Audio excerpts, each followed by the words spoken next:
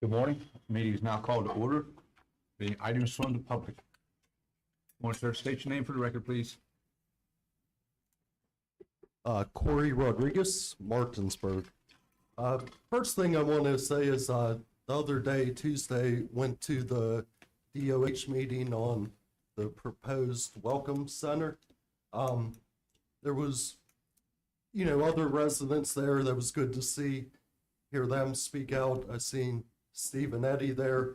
It was good to hear you guys speak out and really tell DOH, some of them were from, I guess, District 5 in Hampshire County. A lot of them were from Charleston. And it's obvious that there's a big disconnect there and they don't understand our needs. And it was good that you guys, emphasized we need infrastructure, actual roads, whether it's expanding them, bypasses, improving intersections, everything related to growth. That's what we need. We need the roads worked on, not a welcome center. So thank you for going and stating that to them. The one interesting thing, I asked the one guy from Charleston, I asked him, do you think I-81 is a safe highway? And he paused a second and he said, I think all our roads in West Virginia are safe roadways. And I just laughed to myself because I-81, and we all know it's closed for wrecks maybe 3 to 5 times a week. I was in Hagerstown early this morning. I brought my son back to daycare here, and on the other side of the road, there's a car on its side, 3 other cars smashed. I mean, if that doesn't say safety, I don't know what does. But I'm just saying, Charleston needs to hear from more of us and keep hearing it, because that's the only way we're going to get changes and get them to invest in us. But no, thank you. And anybody else, you should keep reaching out and keep reiterating the need. The one other thing I wanted to share with you guys today, just call it some food for thought. I found an interesting article on data centers and how they affect, especially electricity prices in the states that they're concentrated in. But we also know that they put a big demand on the need for water to cool them. So it also, in communities, when they move in, you usually have to upgrade your water systems to help provide for this need, along with the electricity. So I just wanted to hand these out, and you guys can read them when you have a chance.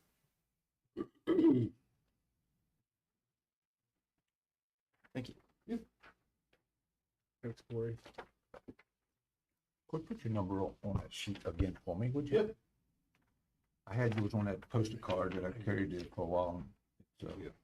It's disintegrated.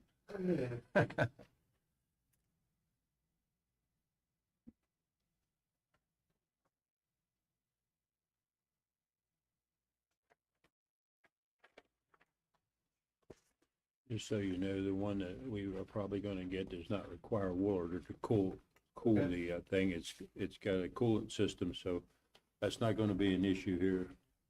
Okay. Our first data center. So. Yeah, just, it's, Virginia's our neighbor. It's weird that they have the highest number of them in the entire world. Loudoun County is. Yes. And, my worry is, they are coming, so I guess, are they subject to impact fees? Can we get those in place so, we can help offset some of the demand? That would be one of my things. And I'm not sure, I know our electric here is Potomac Edison, which is a subsidy of First Energy, and First Energy is out of Ohio. And I thought it was interesting that Ohio's number 3 on here. So I don't know how that would affect our electric or when we get them here in the county, but just some food for thought and things to look out for in the future. Yeah, thank you. Thank you. Corey. Just real quick, we'll let you know, we're working on some of this already. Okay. Trying to get some of those answers. Yes. So We're getting there. Okay, thank you for your time. This was a Thank you. good article. I did see it earlier. Okay. Yeah, thank you. All right, need a motion to approve the agenda. So moved. Second? Moved and second. Any further discussion? All in favor, say aye. Aye. Those opposed? Ayes have it. Thank you. Purchase order log. Anything for Tracy? Oh? All right, no budget revisions this week, Mr. Wine? No, sir. Guess that's good, right? It is very good, Okay, but they're coming. All Stand by. I understand. Early, Yes. Yeah. Hiring recommendation received from Jennifer Swisher, Director of Emergency Communications for Avery Flatness as a call taker trainee with an annual salary of $48,674. That's effective 3/2/26. Hiring recommendation received from Jennifer Swisher, Director of Emergency Communications for Haley Blotner as a call taker trainee with an annual salary of $48,674, effective 3/2/26.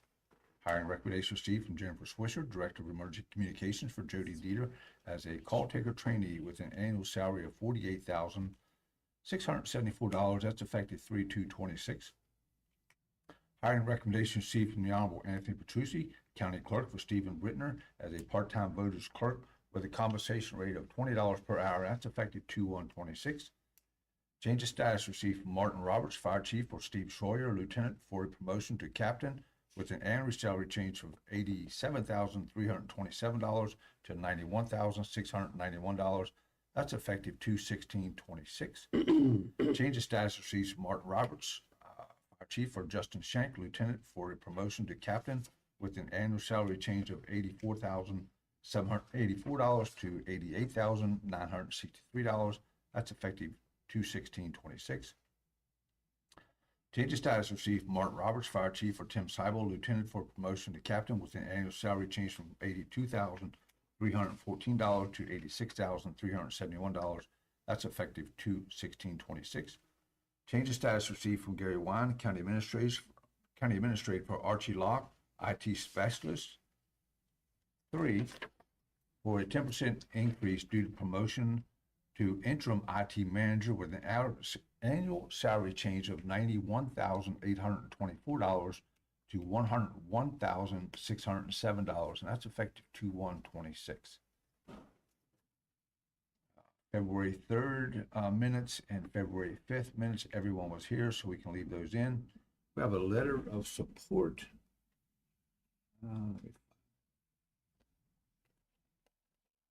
That Next. that will be going out to the Secretary of Transportation.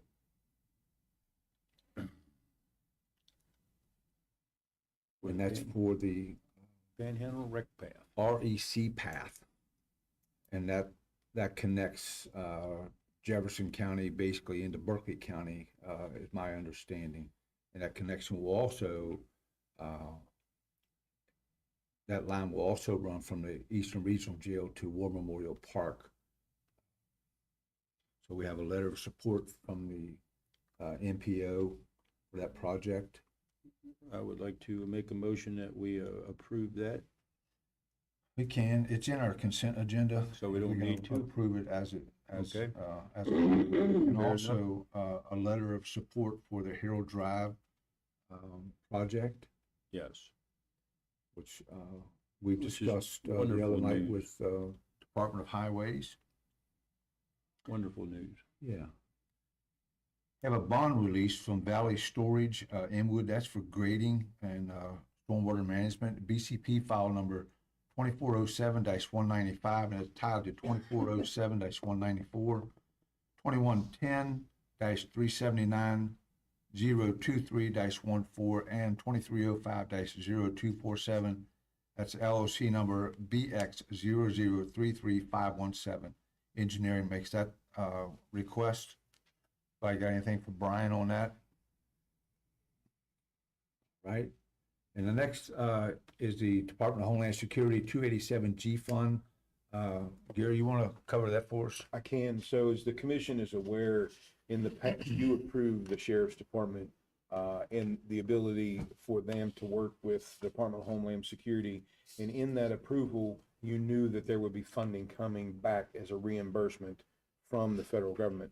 part of this, after discussions with the auditors, was in an effort that that money doesn't end up commingled with your general operating funds, is to create a fund for it, so all expenses can be tracked. It has some limitations for what it can be used for, not much, but at the same time, it shouldn't be general, or kept in general county, where it would roll over and end up in your unencumbered fund balance. So this keeps it separate from day one. Very good, thank Yeah, I you. think that's a very good idea. Thank you, sir. Okay, need a motion to approve the consent agenda. So moved. Second? It's been moved and seconded. Any further discussion? All in favor, say aye. Aye. Aye. Opposed? Ayes have it, thank you. Nothing from the assessor this week, as of right now. Obviously, we have our Board of Equalization at 2:00 this afternoon, so we'll see if he's got anything. Board of Meeting reports, Mr. Hardy. They had a planning commission meeting on Monday, I believe, which I was not able to attend because we were in Charleston, at a conference and also down there working on legislation that we need to, move and enhance some projects here in Berkeley County. Took multiple meetings while in Charleston, with a few senators and a few delegates, and had a nice meeting with the Senate president. Let's see. Was on the radio yesterday talking about our project here and trying to move that forward, and how Charleston sometimes wants to stymie us. But yeah, it was all good, and had a lot of good conversations. I left there somewhat optimistic, maybe optimistically frustrated. I had told Marcia, I'm not sure if that's a word or not, but optimistically frustrated, as Charleston can be. But I'm glad that we went down. I'm glad that we took the time to take those meetings, and we'll see where we end up. I mean, I feel like we have good representation, and we definitely have people that's in the House and the Senate, and people that represent us that are working to try to help this economic development project that we are working on. But you just never know about the powers to be. So we will continue to travel to Charleston. We will continue to work. We will continue to try to be a part of that process in any positive manner that we can be, and try to keep negative comments to myself, which is very hard sometimes. But we will continue to move forward on that. Very good, thank you. Mr. Whitaker. Didn't have any meetings to attend, but they are coming up on Monday for the Airport Authority. Very good. Mr. Catlett. Was also in Charleston during the BACO Conference of Counties, and my biggest disappointment of that trip was the fact that I had a meeting set up with Secretary of Tourism Chelsea Ruby, and it got canceled at the last minute. So I look forward in the future, though, to finally meeting with her and encouraging her to devote more tourism attention to our part of the state. Tuesday, after we had our Board of Reviews and Equalization, I attended the WVDOH public meeting up at the Randy Smith Center regarding the proposed new Welcome Center at Exit 8 on 81. I left there pretty optimistic that they weren't there to say this is a done deal and it's going to happen, but I want to give credit to Matt Mullinex, the executive director of the MPO. Matt had forwarded a 2-page letter to Secretary Rumball several weeks before this public hearing, disagreeing with their fact of wanting to put a welcome center there. And I commended him for that. It was a wonderful thing that he did, and he stated very many obvious reasons why we should take the funding and use it elsewhere. The one thing I did learn at that meeting, and I think you'll agree, Commissioner Gogenaar, was that the first 25 million was grant money from the feds, and it's specifically for additional tractor trailer parking on Interstate 81. So, but obviously it can be used anywhere in the county, and the solution that we offered was to spend it on the existing welcome centers and expand those and not create a new one. And creating a new one, that was just the tip of the iceberg. It would have probably been another 50 million on top of that to actually build this thing. And we would like to see that money go to road improvements. I was encouraged in my conversation. He had a new deputy secretary there that was kind of in charge. He'd only been there for the last 11 months, but he was very open, very transparent. He actually said to us that the Harold Drive thing that we've been proposing for several years now is understudy and is getting a lot of attention. As one of the letters that Matt is sending down there asks us to support is in regard to Harold Drive project. We talk about a bypass around the town of Hedgesville at length, and we seem to have their ear at this point. So hopefully we can continue. The public hearing review period is through March the 10th for the public. They want input because they want to know if the local people, the local elected officials want this project. And I think we should send a letter with all of our commissioners signing off that we would like to see it go elsewhere. And I think we should support that. And I don't think that, I think they truly want to hear from us, our feelings on that. And I don't think anybody here would disagree with that. So I'd like to see us draft a letter and forward it to Secretary Rumbaugh as well, in opposition to them building a new Welcome Center on Exit 8 and use the funding for other projects in our community. They just opened bids again on Tuesday for the new turn lane in the town of Hedgesville on 901. This is the third time they bid it. The first time there were no bids. The second time there was one bid that was rejected. They did get 2 bids, and so they'll be evaluating that over the next several weeks to see if somebody will be awarded that project or not. So we look forward to hearing what that would if that'll happen. So other than that, that is it. Thank you, sir. Yes, sir. Thank you. As previously mentioned, we spent a few days in Charleston. A lot of the conversation was on the sports complex at Exit 8. We also had the opportunity to speak with different delegates and senators about expansion of our homestead exemption for our seniors to increase that number, to $40,000 or $50,000. Well, it actually would give our seniors some relief. Had a chance to speak about the rollback and to be able to support the cost of living that our local delegation is suggesting and will be putting in legislation for. I want to make sure they understood that the Berkeley County Commission also supports the cost of living increases for our teachers, our state troopers, and those state employees that are affected by that statewide wage. That it's really unfair to our folks. As Steve mentioned, we attended the DOH public hearing, and it was very pleasant. The gentleman was very open to comments, and that was kind of refreshing. And they welcomed some of the criticism of what their plan was. So very easy to talk to, very open to talk with. It was good. Once again, as we had suggested that they improve the 2 welcome centers that we have, expand them to take on the additional truck traffics. And I agree, those trucks need to get off the interstate at night. They don't need to be sitting out along the road. I think that's a disaster waiting to happen. So if we can get them off the road, will they be safe? And because they're in compliance with the federal laws. So get them off the road where they can be safe. And of course, we spoke about Route 9 as we always do every time we have an opportunity to speak with somebody from DOH. We're talking about the Route 9 in Hedgesville, Harold Drive, and the Novak Drive extension to be able to tie it back into the existing Route 9 and open up economic opportunities. I did have an Inwood Park meeting this week, and it was really a relatively short meeting. They're waiting on some change orders from the water district because while they're doing that work, they're going to increase and put a new water line in for the water district. They're waiting on a redesign of the electric from Potomac Edison. They're waiting on that approval, which they should get back next week. They're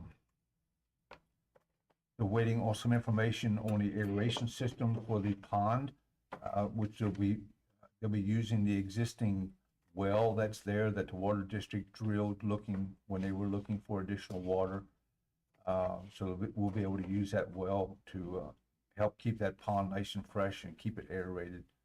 So there's still a good bit of work going on up there, still doing a lot of drilling and blasting and that kind of stuff. So but it's coming along. So, and yesterday afternoon, I had the pleasure to sit down with the Salvation Army Board of Directors and just explain to them what's going on in the county, a lot of the things that's happening, and they were very interested to learn about all the good things going on.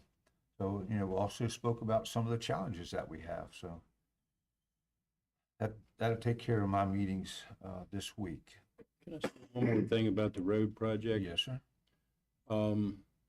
If someone's listening out there and you'd like to comment, you have till March the 10th. You can get on the West Virginia DOT website. It's wb.gov/DOT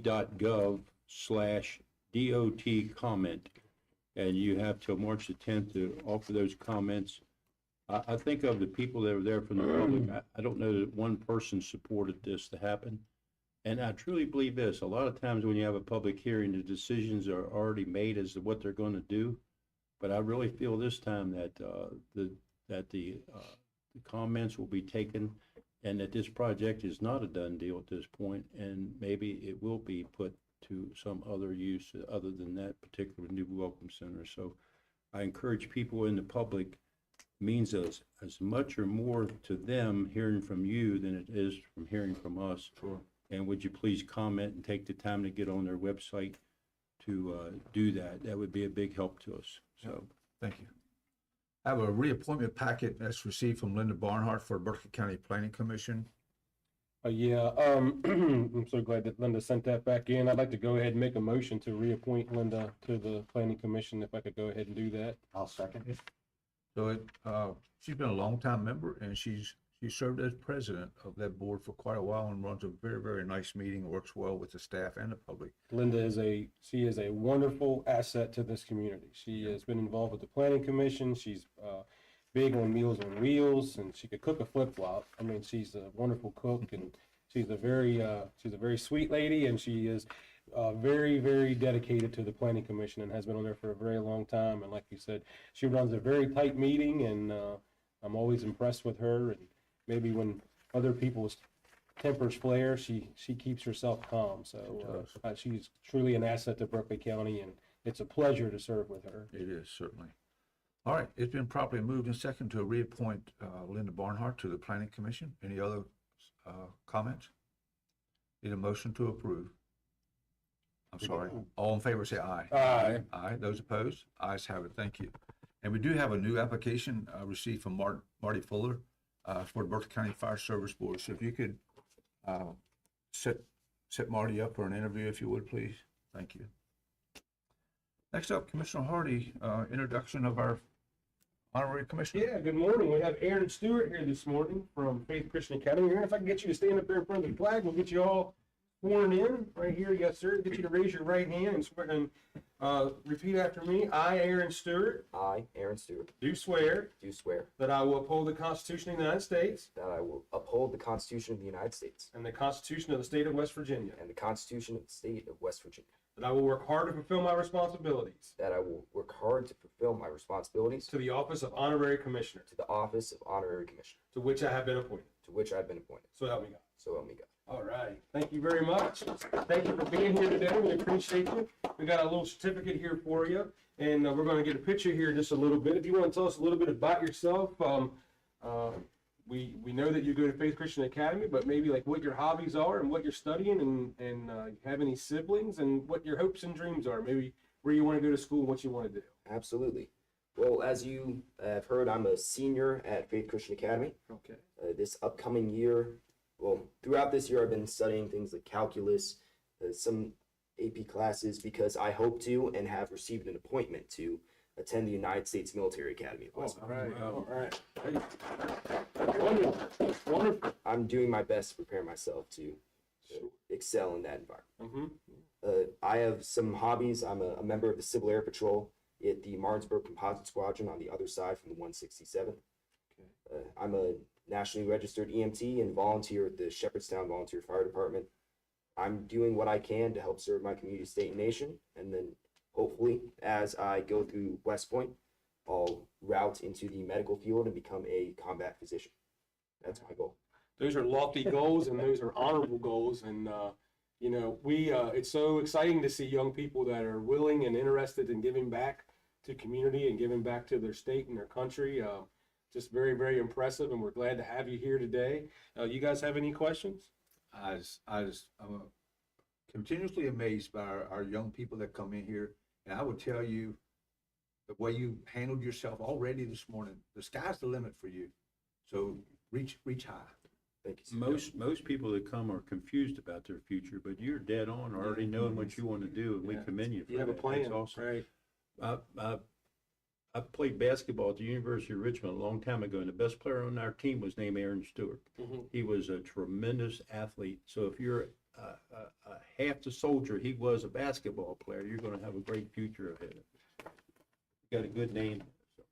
Yeah. Well, thank you for being here today. We appreciate you, and exciting to meet you, and it's exciting to hear about your plans for your lofty future, and we hope you're successful in all of them. While you're here today, if you have any questions or any comments while we're working through our agenda, please feel free to jump right in. Absolutely. Thank you, and we appreciate you being here today.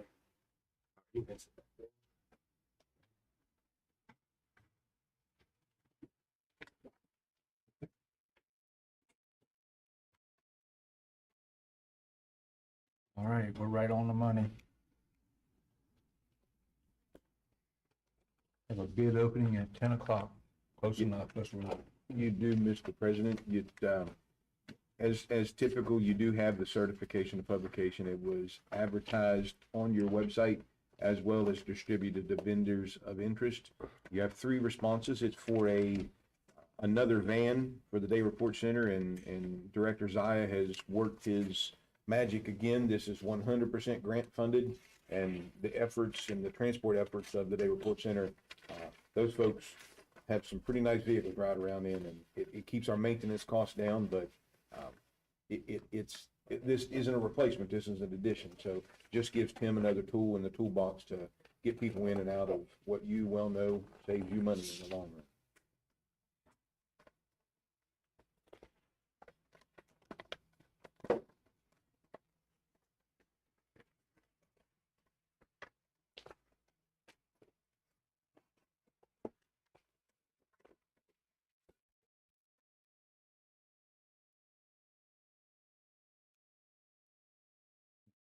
No bid from White side of St. Clair's, Ohio. Well, why you would even submit it if you're not gonna bid on it, Guess they want to buy postage, to each their own. right? We wanted to inform you that we're not interested. Yeah. We like to support the postal service.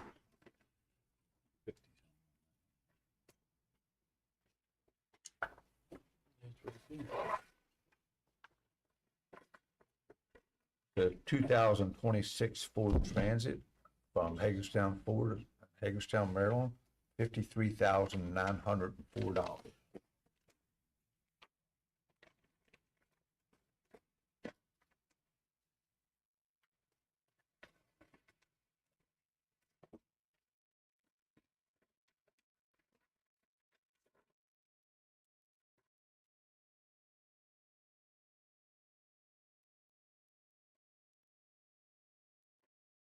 Might want to play some music.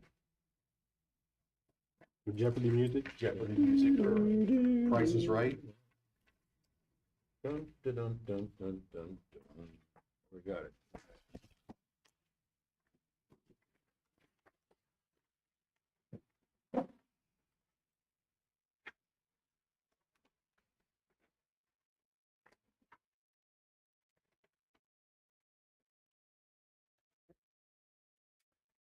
$2026 Chrysler Voyager LX of Ashton Place out of Wheeling, West Virginia, Cadet Company LLC, $43,989.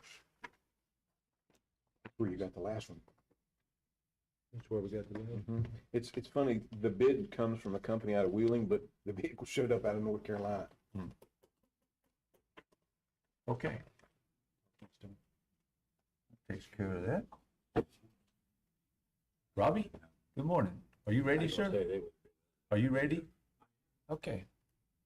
We're running a few minutes ahead of schedule, so, but if you're ready, we'll take it. All right, next up, Robbie Blair, Executive Director of Main Street Martinsburg. Good morning, sir.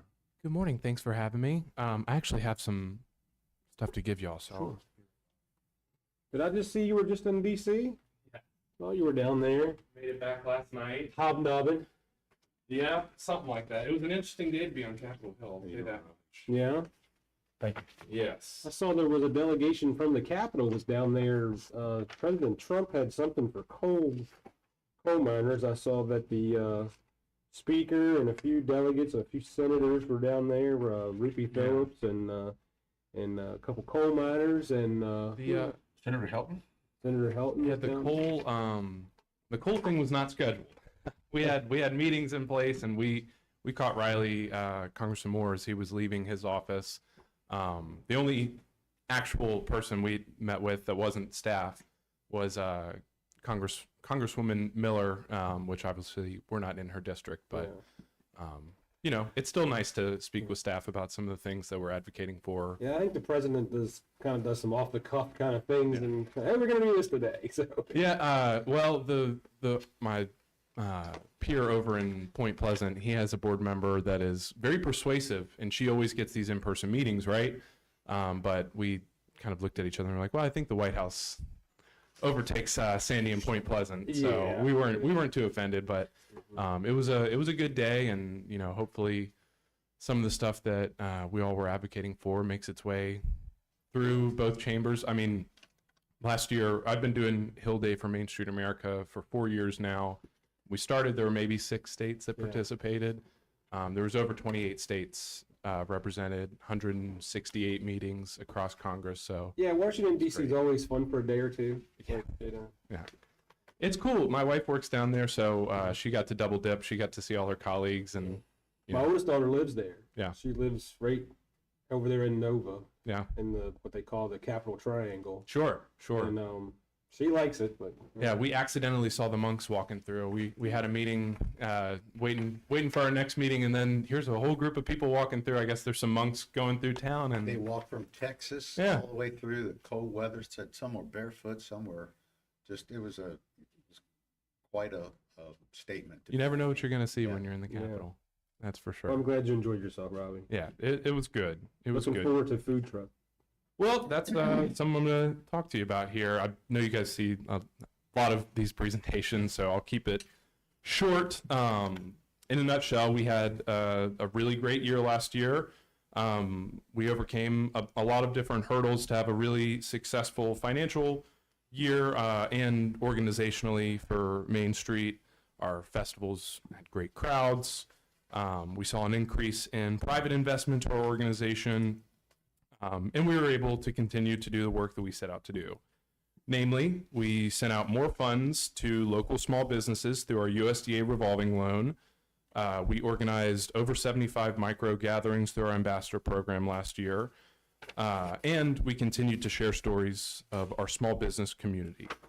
Our new program that we're going to be doing this year is our Friends of Main Street program, where we're utilizing some dollars from the city and from Procter & Gamble, which we were recently awarded, to get folks together just monthly to kind of stimulate the local economy through monthly gatherings. We have retail incentives that we'll do all year because, you know, nationally, and there's a paper in there from Main Street America, we have noticed a sweeping report that small business confidence is at an all-time low.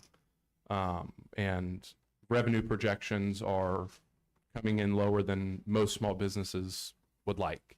The good news is that small businesses in Main Street districts routinely boast more confidence and appreciate the support that our organizations give. So having a Main Street organization in a district is a really positive for those small businesses in these trying times. But you know, as a Main Street, whenever you hear these reports, you have to ask yourself, what can we do? So through funds from Procter & Gamble, our ambassador program, we're going to be doing what we can to try to stimulate those restaurants and the retail stores downtown, and hopefully, you know, get more people in the door. What I requested to you all, and what I'll talk a little bit about today and answer any questions, relates to our Fall Food Fest, which formerly was our food truck festival. As we continue to do these festivals, we noticed, well, every festival has food trucks, you know?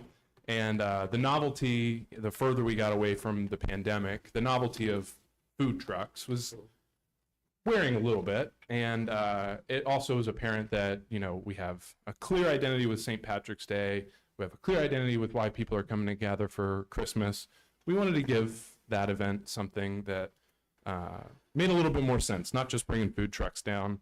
And of course, we have more restaurants than we did when we first started. So it only made sense to bring the focus away from food trucks and more just on food, with the hope that we would marry the agricultural heritage of our community in the budding restaurant scene downtown to highlight both local ingredients, but also legacy ingredients that we all grew up with.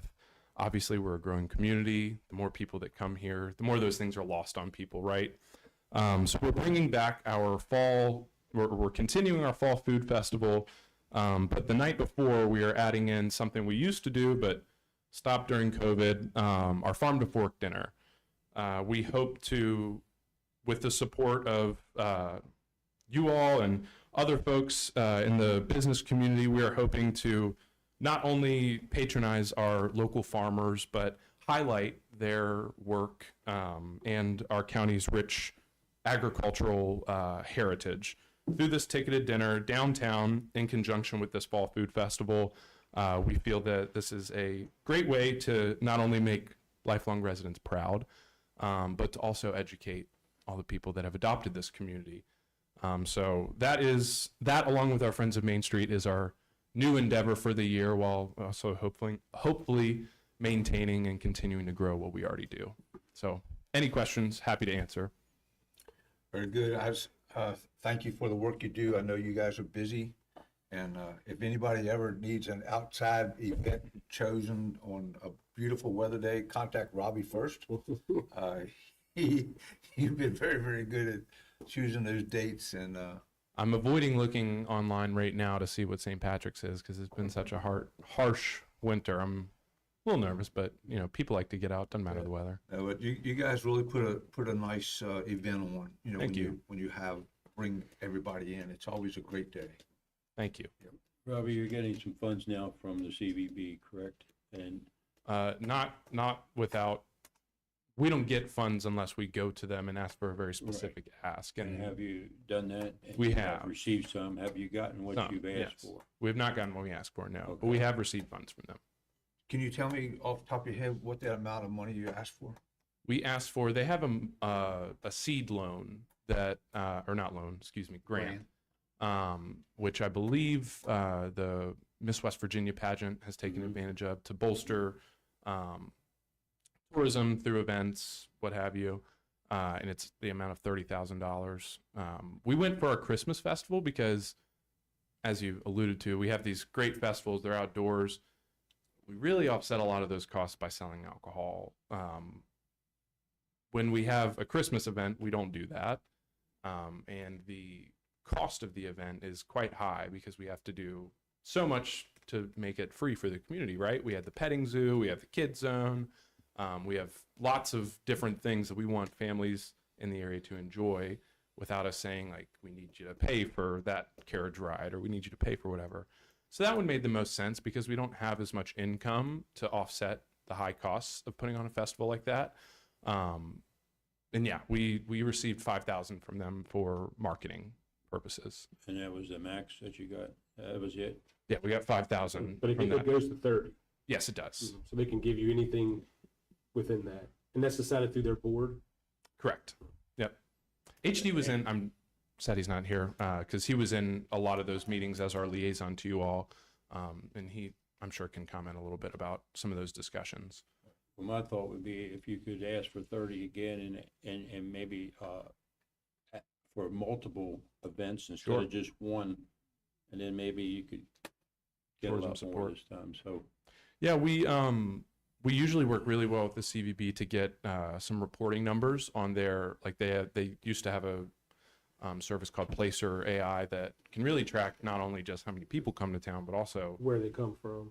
well, and how much they spend and Yeah, where that they was gonna spend be, it. that was gonna be my question to you. Are you able to access, I know West Virginia Tourism has lots of different tools that they can use off of cell phone pings, Yeah. they can use off of cards, when people spend money with their cards, where they came from, how much money they spent, how long they were here. It's my understanding that the local CVB is no longer going to be offering or using that platform anymore.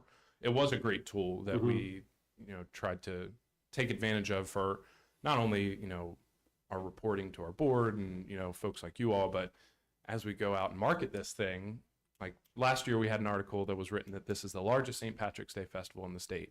So you better believe every ad we run in Washington, D.C. and the surrounding areas say, come to the largest festival in West Virginia, because it's right in your backyard, right?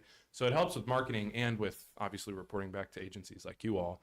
But to my understanding, the CVB no longer retains that service. Is it a subscription they have to pay Yes. or? And it's quite expensive. Yeah. I mean, it's upwards of $20,000 a year. Yeah, but- information is power though. Right. And it's not just through the demos that I've had from them, because they've tried selling it to us. Obviously, we can't afford that, but it's not just visitors. They can tell you where they're coming from, what they're spending, where they're spending it, all that stuff. You can develop spending habits. Sure. It's very detailed. Yeah. And Chelsea introduced me to it, and they really use that to their advantage and where they're going to spend their advertising dollars. yes. Yeah. That Because we all know in advertising you can spend a lot of money in places that are not effective, absolutely. and sometimes you learn that through trial and error. But if you have a tool like this, Yeah. believe me, in my business career I spent a lot of money on widgets and gadgets that never got me anything. Right. So you have to. Right. Yeah, it is. It's a scary tool, but it's a very, very powerful tool. Yeah. Placer AI Yeah. is. Main Street America has it as well, but their capacity, there's over 1,200 main streets across the country, so their capacity to do reporting isn't as focused. Pinpoint, then Right. detailed. Yeah. How many are there in West Virginia now, Robbie? There are 9 Main Street 9. programs with another 14 on tracks. Actually, my state coordinating director is over at my office right now doing our annual accreditation. So I'm going to run back over there after this. But I know that they're requesting, they're almost entirely funded through ARC. The state doesn't have a whole lot in their budget for the state program. But they would love to expand. There's so many communities that want to be a Main Street, but it's a staff of 1 down there. And in the past, it's been like a staff of 5. They have an annual dinner, they have awards, all sorts of things. It kind of just ebbs and flows, administration to administration. Yeah, depends on who's in office at that time. Right. I mean, the past Do administration. this though, please ask for another 30,000 again from them. Yeah. And, we'll do some lobbying on our end, Appreciate it. okay? Thank you very much. Keep picking Thank them you. great weather days. Yeah. We're going to do it. No pressure. Yeah, I ordered Have it. you We'll ever see. had an event that got rained out yet? Well, actually, my first event did rain. You can help Nick deal pick days. Yeah. Sorry, Nick. Yeah. But just, It rained my first event, but nobody left. well, the next day is dead of summer, so it's Yeah. hitting Yeah, this one. yeah, right, right. Thunderstorm. Mhm. Happening. Yeah. Without a Thank you, doubt. sir. Yeah. Thank you all for all you do. Nice job. And if Thank you have any you. questions, please email me. I'm happy to give you any more information or invite you over to the office. We can chat over coffee. Right. Thank you all. Thank you. Next up, Tim Zaya, Director of Community Corrections. Good morning, sir. Good. Should have seen the look on Tim's face when you opened that first vehicle. He was like, I don't have that much money. What caught my attention was Yeah. that's a Is that a larger vehicle? Doesn't work It's for not him. practical. We do a traditional minivan.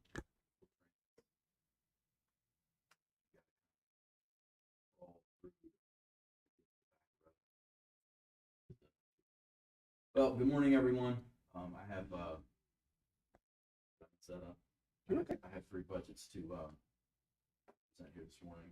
I'm gonna start with the Day Report Center. Picture of, staff standing outside. We took that right after that new addition was complete. So, as you can see here, our fiscal year 25-26 request is,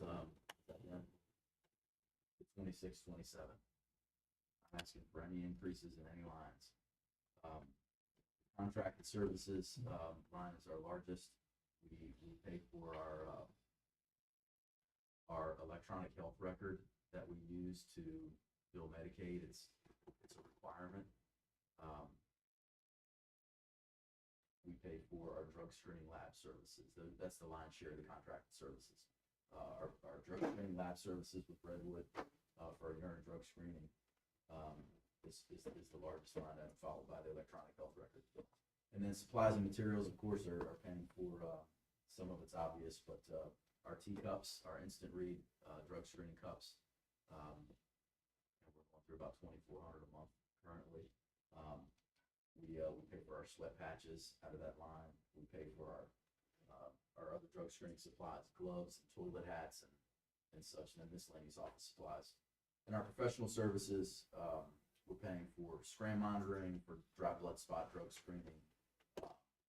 Kim is the lab that does the sweat patch lab testing, and then some recovery housing as well, which is all grant reimbursed. Any questions? I find it amazing that you're asking for less than 10% of your entire budget to run that place over there. That's amazing.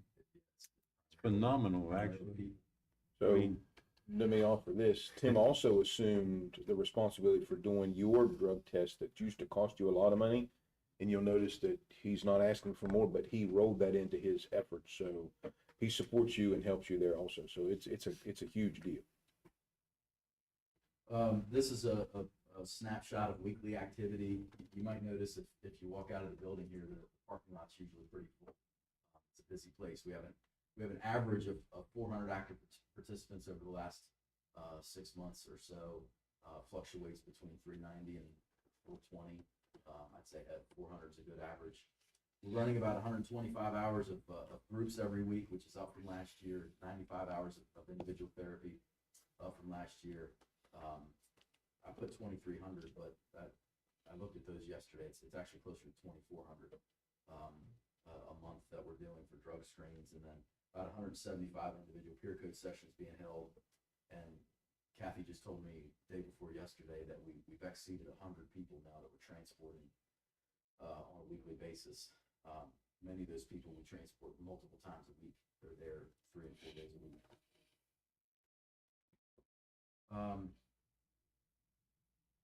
These are our referral sources. These are the folks that we provide services to. If you look at the bottom row there, those are total number of referrals. So in fiscal year 23-24, we were at 773. We jumped up quite a bit last fiscal year. This year, first through December 31st, 2025, we're at 503. So we're on track to even exceed the numbers from last year. We just kind of continue to steadily grow. You'll notice there at the bottom, I put municipal court a few months back. We had a meeting. Kate and I went and met with the chief of police, Chief Gibbons,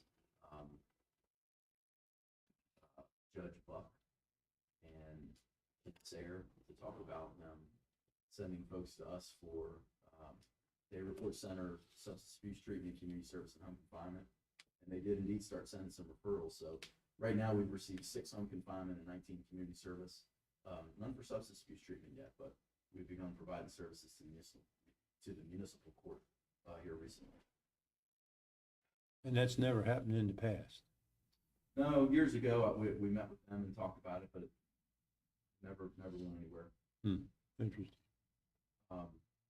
So as you can see, the courts are our primary referral source by Jefferson County now.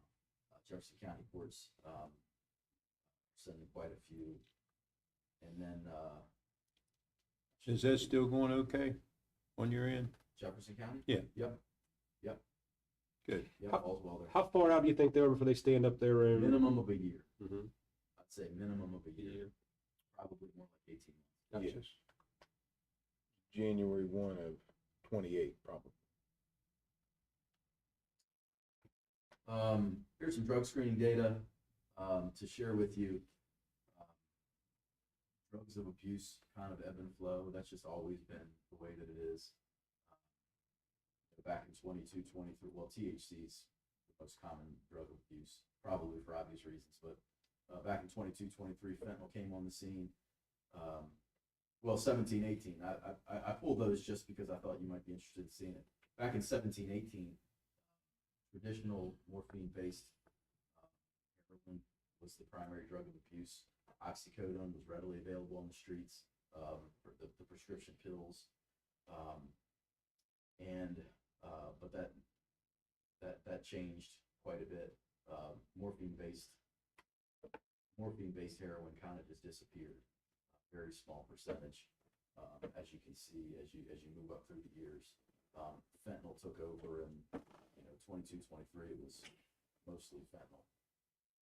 But now, most recently, July 1 through December 31st, followed after THC, you got methamphetamines back, cocaine is up there, followed by alcohol, benzos, and fentanyl's down towards the bottom now. Why that is? Strange in my mind, but is it, you think it's a federal level that's doing more to keep it out of the country or not? I do firmly believe that the fentanyl dropped off the shelf because of border closing. Mm-hmm. I think they That was my thought, yeah. Yeah, some of the law enforcement folks that I interact with, their VITA, indicated that they suspected that would happen.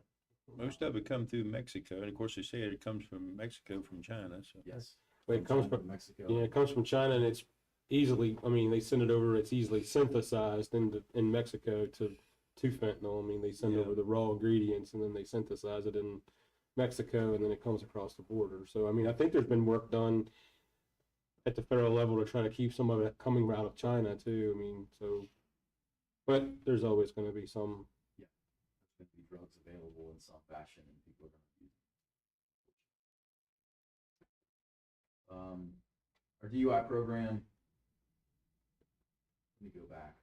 Aaron, just so you know what we're talking about here, this is Berkeley County has. I think it's important to explain this to Aaron. What we have here is a day report center. So what we're trying to do is that county taxpayers have to pay to have people in jail. So when people are in jail, it costs taxpayer dollars. And also they're not getting any treatment. Our county in its infinite wisdom hired Tim Zaya and some other really, really good people and started this day report center and a drug court.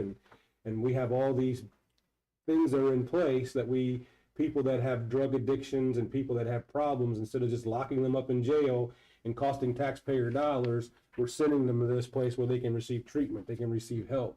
We call that locking up people, not locking up people that we're mad at, we lock up people that we're scared of. So this is an alternative to people that have problems.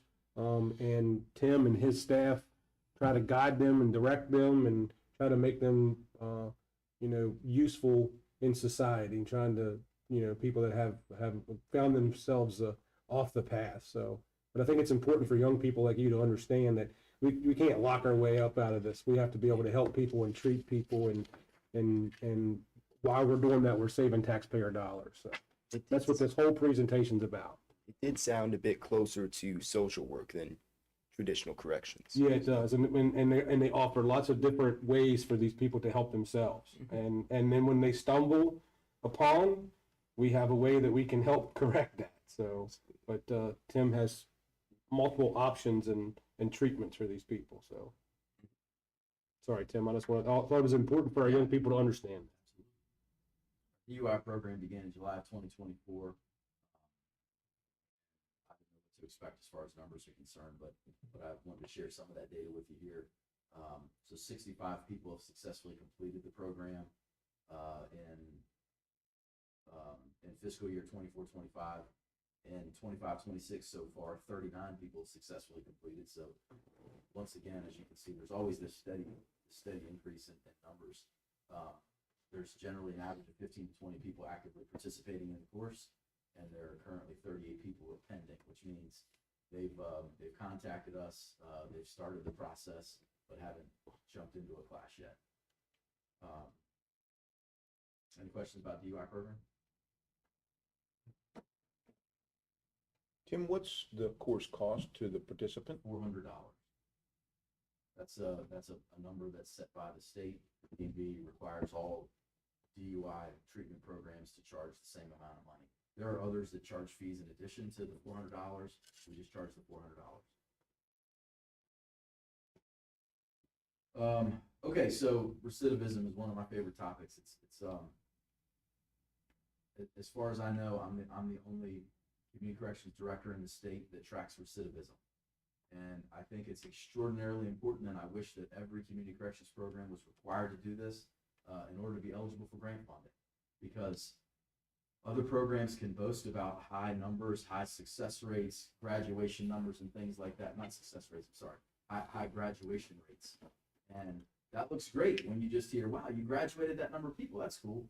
But how many of those people remained successful on the other side of graduation? That's what's most meaningful. That's what tells the tale. And I do that.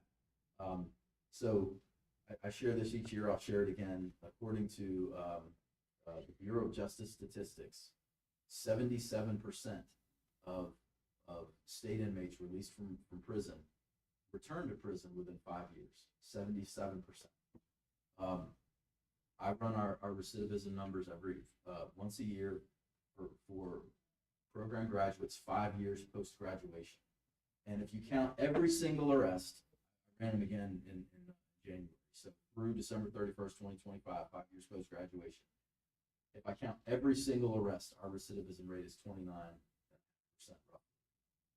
Now, if I take away the number of people who were arrested on things like municipal code violations or things that don't indicate a relapse, the number drops to about 25.87%. But if I count every single one, it's 29%. Even if I count every single one, I'm proud of that number. That tells me that we're doing pretty good work. And I wish other programs would run these so that I could compare. But I'm the only one that I know of. Tim, is there a national average? Does any across the country? 77%. 77%. 5 years. So that's 3 out of 4, and you're down to almost 1 out of 4. That's amazing. For our grants, our ADC is our adult drug court grant. Then we've got HIDA Catalyst, which is our juvenile program, HIDA DRC, which is for our adult program, Stop the School Violence Grant, West Virginia First Foundation, Community Corrections, and Justice Reinvestment Initiatives. Those are our grant numbers over the last few years. The projections that I have for 26, 27, and there's uncertainty here. I think you all might know that. There's uncertainty regarding federal funds. But if things continue kind of as they have, that number down low is what I expect. It was a large grant that we had a couple of years ago that we lost. The Stop the School Violence grant was probably never appropriate for us anyhow, but we ended up with it. And that one's going to expire this year. So that's 67,749 is just what's remaining for us to draw down into the next fiscal year. That's a snapshot of grants. Any questions? What percentage of your funding comes from grants? So for the Day Report Center, the Day Report Center is roughly $4.5 million. For fiscal year 25-26, 1,799,523 is the number. About 25%. When you add the revenues that we draw in, and I'm going to talk about that next.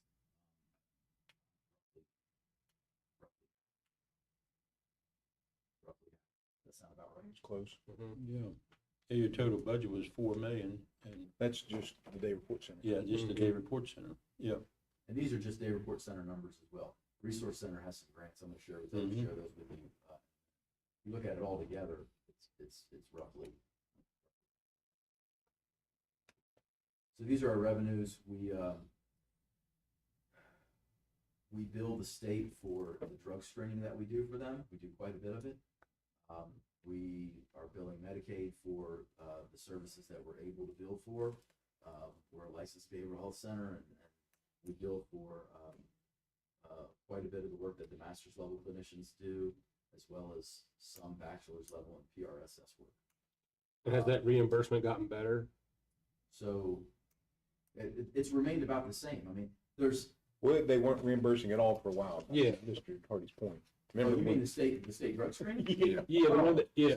So Has that gotten, they finally caught up on the drug screen, right? but there's all these other invoices that I submit on a monthly basis, and they haven't done any of that. I sent another email about a week ago saying, hey, thanks for the drug screening catch up, but there's all these others that remain outstanding from June, Okay, and I haven't gotten a response. we'll stay on it.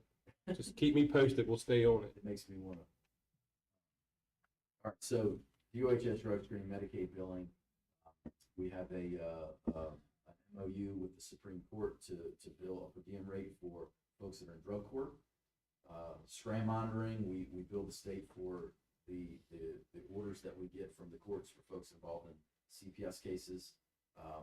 For scram monitoring, which is, you guys know what that is? Please tell me if I'm throwing out acronyms that. Yeah, I don't know what it I is. might- Okay, so SCRAM is Secure Continuous Remote Alcohol Monitor.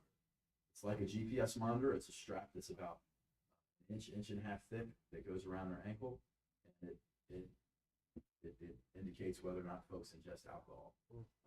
There are people involved in CPS cases, and the MDT decides they want a SCRAM monitor put on them, so we provide that service for them, and we bill the state.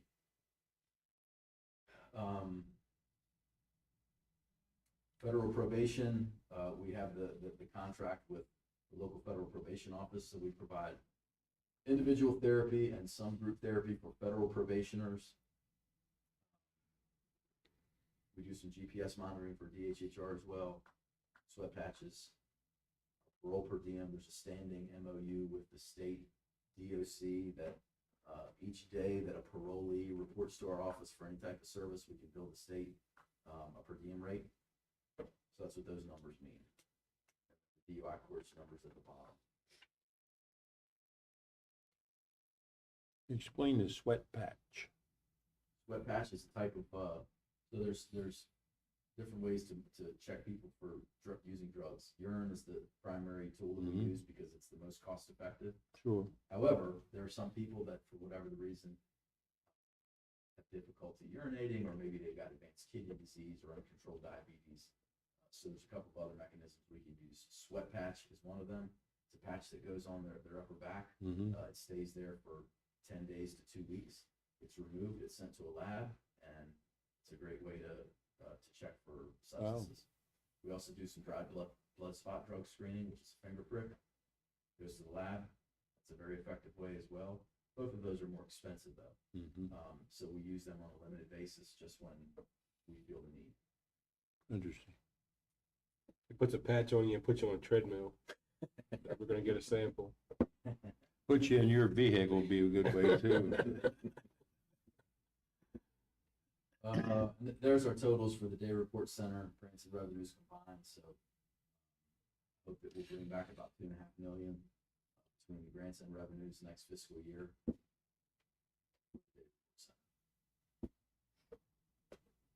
I sat down there in Charleston the other day, and I sat there with a whole table full of commissioners from all around the state, and I brag about you all the time to these people. It's so awesome to be able to sit there and tell them what wonderful things we're doing, and how many people it affects, and how much money you're saving, and how many people you're helping. It's just, we really can't thank you enough for the job you do.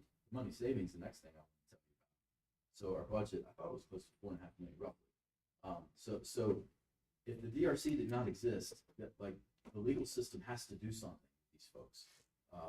And so they either let them stay in the community, even though they need to be held accountable, or they incarcerate them.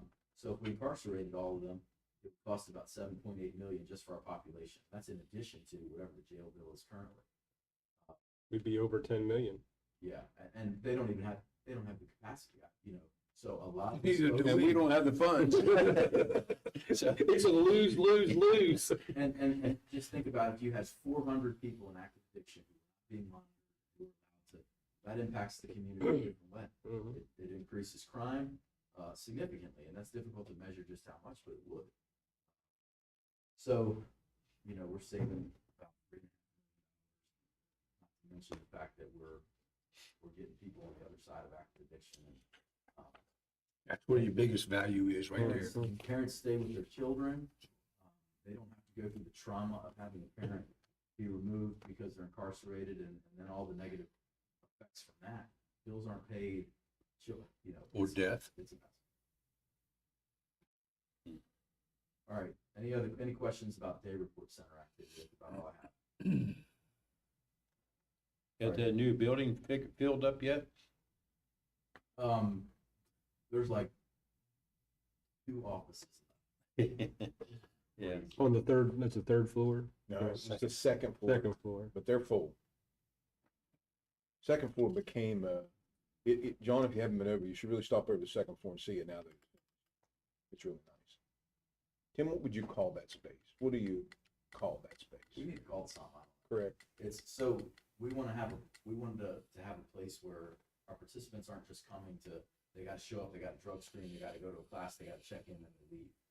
They can actually, and some of them are there for 5 hours. So the second floor is a place where they can go up and just spend time. There's coffee available up there. There's a pool table. There's a ping pong table. There's a variety of games. Library. There's a TV. There's a library with a bunch of books that folks have donated, and all that stuff that I just mentioned is stuff that Friends of Recovery purchased for the second floor. And then now the staff and the participants maintain the coffee. So we're not using county funds on any of that stuff. Mhm. The funds have come from other places, but it's a place where they can just hang out. They can Right. spend time. It's comfortable. They have ping pong tournaments and pool tournaments and play games and. I think the biggest thing there, Tim, in my opinion, is that they remain with like-minded people. Yeah. That they're not going back out on the street and associate with folks that maybe they shouldn't be. They're there, they're, like you say, they're there for a normal, really a large amount of their day, a lot of time. So if you can stay with like-minded people and build that coalition, build that friendship, and build that support system that each one of them needs, I think it's a win. That's exactly right. And developing a community and a network of people who are like-minded and are familiar with your circumstances and want to support you, you support them is a really important part of long-term recovery. It helps give them traction. It does. So, Traction. Encourage each other. that's right. Our home confinement program, as you can see here, this is going to be tight with our contracted services, but I'm not requesting an increase for next year. I think we'll be okay. Contracted services pay for our GPS monitoring fees. Supplies and materials, obvious, training and travel. Most of the budget with home confinement as well is related to personnel. Here's some data to share with you. So I went back to 22, 23. People hooked up, they supervised, vote versus completions, fees collected, and what the jail costs would have been had these folks not had the opportunity to serve their sentence on home confinement. Let me know if you have any questions about any of those numbers. So, Mr. Hardy, you're about 11.5 million in jail costs if the day report center didn't exist.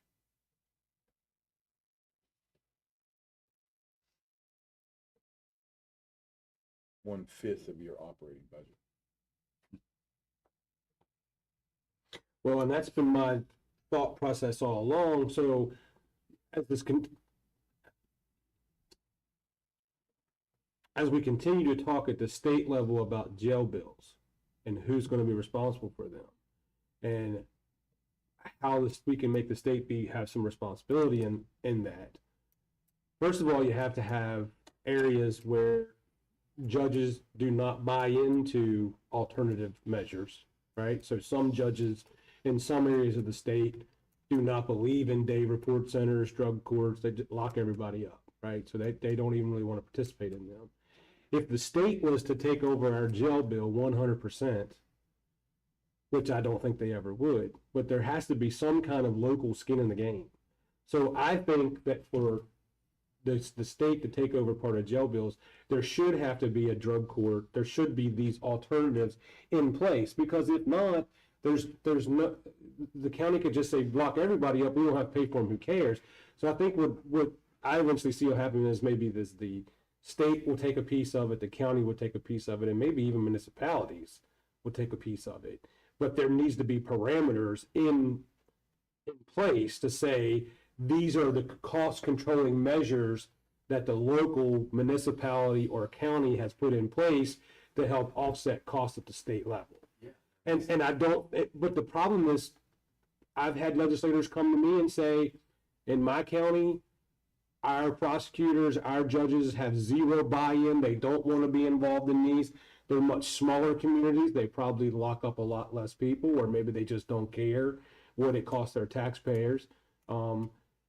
Once again, it's the wide brush painted to paint, covers everyone. But I think before the state can move forward on any kind of processes to be able to take over jail bills, there has to be some local equitable skin in the game. Obviously we can prove what we do, so. Yeah. They should have a reason to try to invest in reducing the numbers. Sure, themselves. right, because they would have no financial risk if there was nothing put in place. And you're the model for that, right? So Yeah. you're right around 5.5 million as it stands now. Sure. So you figure probably a solid fifth of your budget is applied to community corrections. So that model alone, you could say, okay, we're contributing this in reducing what would be 11.5 million. We spend this, you start to work. Sure, it's very easy to codify that with our model. There's some counties there that are trying to do it like us, Mhm. and they still can't pay their jail bills. You know what I'm saying? It's a real struggle, but we're very fortunate here, have what we have in place, so it's a struggle. But what John, you're saying is that we should get credit for the good things we're doing. Sure, To value, sure. to help us get a better reduction on our fees. Mhm. Maybe that's the way to approach it, is as a credit. As a Make credit. application for Yeah, credit as a for what credit. you've done. Mhm. Yeah, that's what it Have should them be. up front of it yeah. all. Here's what we did. And then that would encourage other counties to do even more than they're doing, because some of them aren't doing anything, Because their prosecutors or their judges, and they need to vote them out of office. well, it's Kind of like easier. your personal property It's easy taxes. to You pay say. them, but you get them back. Yeah. All right, on to- Charleston doesn't care what I have to say. On the Recovery Resource Center. Resource Center is doing what they can to keep people from ending up in the system. Serving people right off the street, they don't have to be involved. Like the Day Report Center, you gotta be under some form of legal supervision to be eligible for our services, with the exception of our juvenile program. But Resource Center open to the public. It remains a pretty busy place. No change in my budget request from last year, as you can see. Most of that budget as well is related to people. It's almost entirely grant funded with the exception of one staff member. There's a couple of grant funded programs that run through the Resource Center, juvenile program, juvenile opioid treatment intervention prevention program, as well as our quick response team. There's also a grant that funds a couple of the peer recovery coaches, which is a DHHR grant. Here are the numbers to share with you.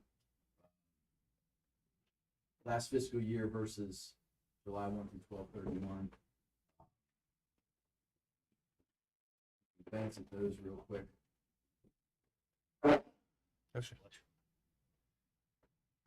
Variety of recovery meetings held at the Resource Center on a weekly basis. A lot of people walking in, calling in. Our JOTIP program is 4 staff members. This is a DOJ grant that we've had for our 6th year. The grant expires on September 30th. We're hopeful we're going to get it renewed.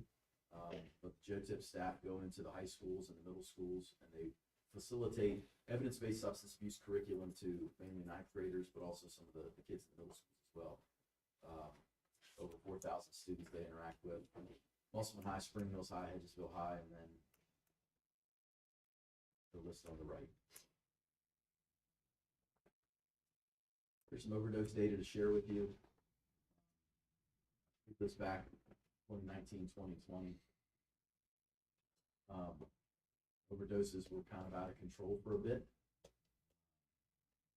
2020 is when the quick response team started, which, I mean, their entire purpose is to do what they can to reduce overdose deaths. But in 2019 and 2020, there were 510 overdoses reported to EMS. There were 42 deaths in Berkeley County as a result of overdose. Well, as you can see, those numbers have dropped significantly. And I believe it's primarily because, well, two reasons. Number one, the fentanyl is not as available as it was. But I think more so it's because naloxone is so readily available in our community now. The Day Report Center, the urgent care in Spring Mills, the ER over at City, or not City anymore. WVU. There you go. There are boxes that sit in the lobbies that are full of naloxone and people can just take it. So naloxone is much more readily available, so overdoses are down for that reason. I don't necessarily believe overdoses. I think overdoses are down some, but not nearly as much as what these numbers indicate. It's just that far fewer people are having to call 911. But 42 deaths in a year to 11. last year it was, Wow. it was 15. That's pretty good. And 11 so far this year. Yes. Yeah, the numbers are up. I can't explain why, maybe because of the weird method, I don't know. Quick response team data. So this is from the time they started. They've knocked on 1,528 doors. They've reached 684 of the overdose survivors. And still, to this day, I'm surprised at the number, but 45% of them accept some type of service. I would have thought that number would have been lower. Yeah, because they're just not ready. That's right. Most of them are just not ready. Yeah. Their addiction has them so strong that they can't get away yet. Any questions about quick response team? These are the grants that fund the resource center, the JOTIP grant. We just got a West Virginia First Foundation grant to support the youth program there. That's $125,000, but it'll be split between this fiscal year and next. The AMH grant funds a couple of peer recovery coaches there, and our quick response team grant, which the health department is the fiscal agent of that grant. So you're really just paying for one staff member of the resource center, and that's the recovery services coordinator. The rest of the entire program is grant funded. Tim, you feel good about the First Foundation and how things are going? I mean, I have some thoughts about that. You don't have to share them now, maybe share them later. Yeah. Yeah. So the community service program, is tied into the Day Report Center budget, but I wanted to give you a separate presentation on the work that they're doing. Taylor put together this PowerPoint. She did a great job.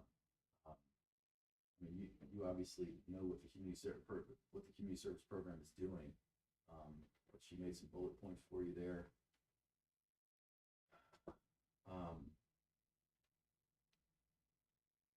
These numbers are 2025 calendar year, January 1 through December 31st. 294 referrals received. 294, 240 people showed up for intake. 191 people successfully completed the program. 29 were discharged because they just didn't perform their hours in time. There's about 105 people currently enrolled in the program. And those are the referral sources listed below. Most of the community service referrals come from magistrate court. Most of the folks that are referred to community service participate in the roadside litter program.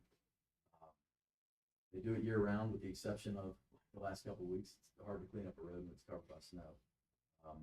But they operate, whenever the weather permits, thousands of bags collected. There's a map feature that IT made for us that allows us to kind of, have a visual of the roads that have been tended to. And this is the sort of thing, you might want a more detailed presentation at some point. Taylor could come in here for you and show you the map in real time. But these are a couple of snapshots of it. So the roads in red are the roads that have been hit by the community service program over the last year. Many of those roads are hit multiple times. Grapevine Road, for instance, you clean that thing up and a month later, it looks like it wasn't touched. It's kind of crazy how the roads get covered in litter again so quickly. But the map feature is nice to be able to track where we've been and to be able to show folks like you where the truck has been and where they picked up trash. These are some pictures of before and after of some dump sites that we've dealt with. This is out on Ridge Road up above Hedgesville High. No, the first one, what would I say? Ridge Road. Okay, there's a couple of them then. This is a different one. Well, that's North Ridge. The other one must have been south.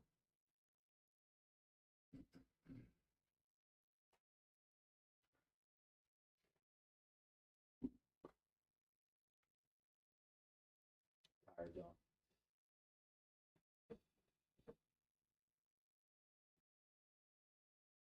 So, I didn't realize this was set up this way.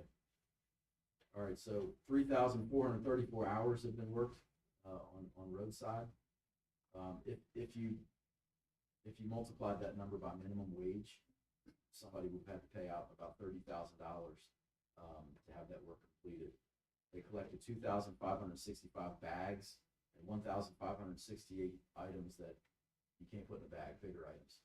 Couches, refrigerators, tires, things like that. And they cover 227 miles. So this is a pie chart of the average work by agency. Roadside is most of it, as you can see, followed by the recycling center. And then some other spots where they perform community service, rescue mission, South Berkeley Little League, the fairgrounds, Goodwill, Humane Society, and then the list on the right are some other places that community service workers do some work. Pretty valuable program to the community. Yeah, I think I looked at yesterday, actually, Tim, it's like 8,400 hours last year with all those different organizations of time donated to them. Significant. It is. Anybody charged with a misdemeanor should never spend a day in jail. They should either be in community service or something, but should never spend one day in jail. And these are some testimonials from one's a program graduate, people that are involved with the work. Questions about community service? I have no questions. I know those guys are busy, and please thank them for what they do. And everybody that is sent there to you, I think, has a better understanding of maybe what to do in life and what not to do after participating in some of that. I would hope. One more tool in the tool belt. What do you do with all your spare time, Tim?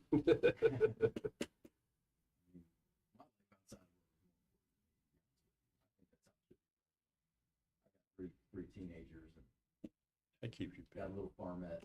Yeah, I try to put work down when I go home. Good to go? Any other questions for me? No, thank you very much. All right, thank you all for. Yeah. Thank you, Tim. Appreciate you.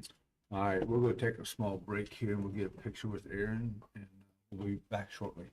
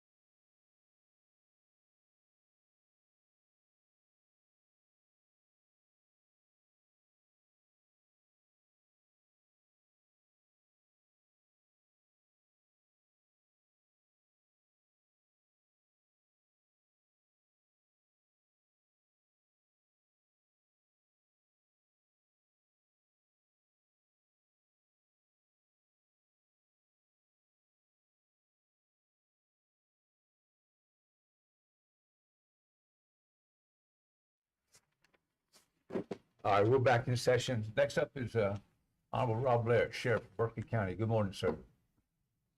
Good morning, sir. Thank you all for having us.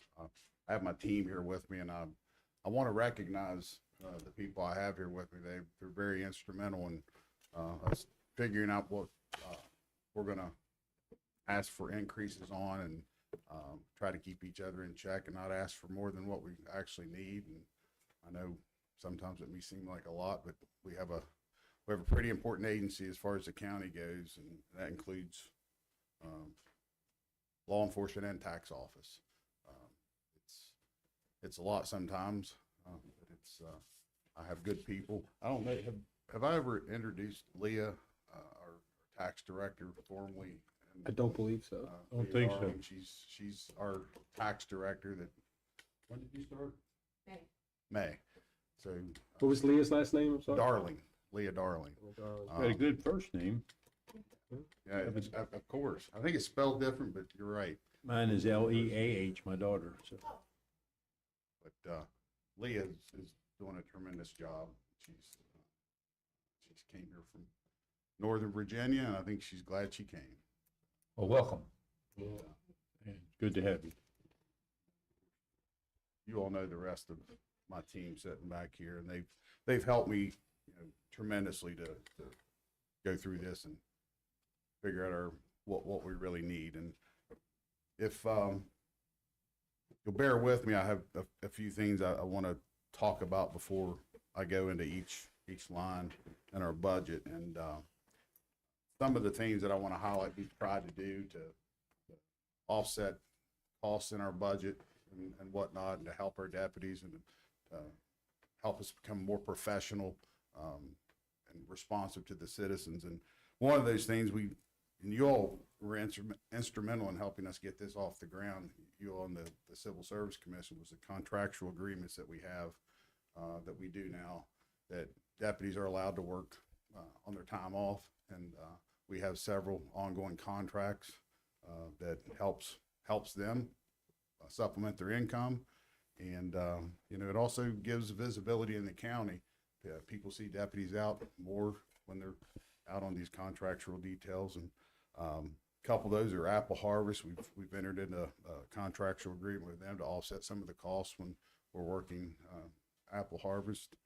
Youth Fair, we're really involved. We've been involved in the Youth Fair for years, and we have a contract with them to offset some of the costs and overtime and whatnot for our deputies. With the Berkeley County Schools in years past, and again, a lot of this is attributed to Chief Burnett. He's worked very hard on this to work on these contracts, and the Berkeley County Schools are requesting us to always have deputies at sporting events and whatnot. It's very important. We want to do that, and we've been able to pretty much, they're paying our overtime costs with that. We just can't pull deputies off shift. They're too busy to do that, so it requires overtime, and he's worked with them, and it's working well with the Berkeley County Schools. We also, is it 2 days a week at Pikeside? Oh, 4. Okay, so Pikeside School, we have a contract with them. Another important contract. It's a school that probably needs an officer there.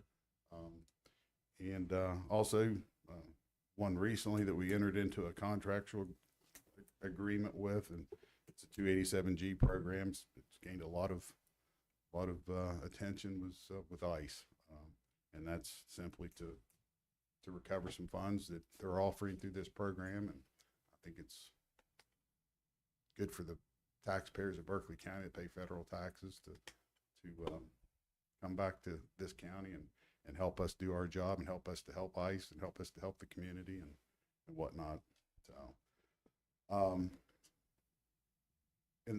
we're in the process now. I think they're ordered of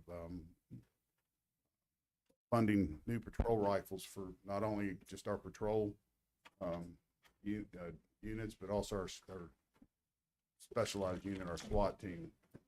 The rifle they have is a little different than the rifle the patrol guys will carry, but we were able to identify forfeiture funds. Drug dealers are paying for our rifles. And I think that's a good thing. Anytime we can do that. And these rifles will be a big improvement for what we have. Our other rifles are aging out, so these will be good rifles. And we've talked about this before when we discussed the purchase of these rifles, but they'll have all of them will have sound suppression systems on them because each officer's hearing is important. They have to use this weapon, and it also helps identify, who's firing shots in a situation. So they're going to be nice rifles. We're continuing an effort to fully train a crime scene like task force between the Berkeley County Sheriff's Office, Jefferson County Sheriff's Office, Morgan County, Hampshire County, and the Western Union State Police. And again, Chief Burnett had taken this on last year. We're still identifying training. We're trying to get an entire team trained up within the agencies to help one another, because crime, we know, doesn't know jurisdictional boundaries.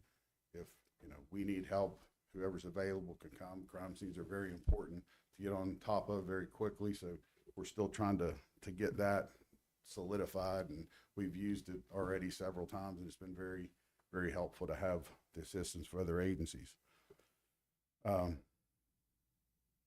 President Gokenhour will be familiar with this. Due to the decreased Western Union State Police manpower in the area, we recently met with a representative from the governor's office, and Commissioner Gokenhour was with us, and representative from the state police.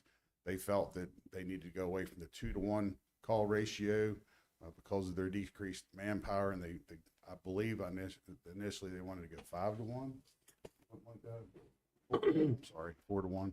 We settled on 3-to-1 for a temporary agreement with that. That has placed additional,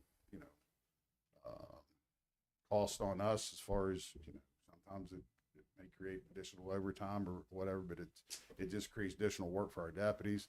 We've taken on, they've done a tremendous job. I want to say our patrol has answered the call, and in reality, it's on paper, it's 3-to-1, but because they'll pick up the radio and call, or on a call, it's like at 5.5-to-1 now. So we're taking the majority of the 911 calls.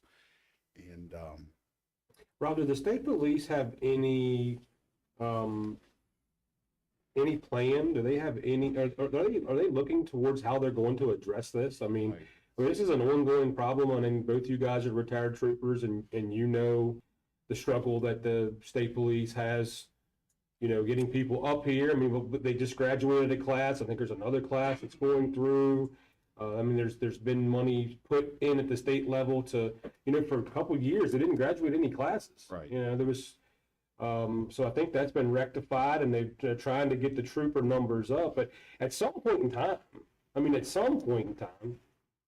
this commission, yourself, local delegation, the governor's office, someone is going to have to address this. I mean, Berkeley County residents pay state taxes like every other county does, and we are grossly and willfully denied state troopers in this county. Now, and I appreciate everything that your department does to cover that, and to ask you to go to 5-to-1 ratio. I mean, I know you guys have settled on a little better ratio than that, but at some point in time, this has to be addressed at a state level, to say we have a growing population and we have a shrinking force through the state police. I would agree 100% with you, and you bring that up, and it's kind of almost surreal, because he and I, when we were with the state police, we were making the same arguments. We would do manpower requests, and I retired in 2013. And there were more troopers in 2013 at the Martinsburg Barracks than there are there now.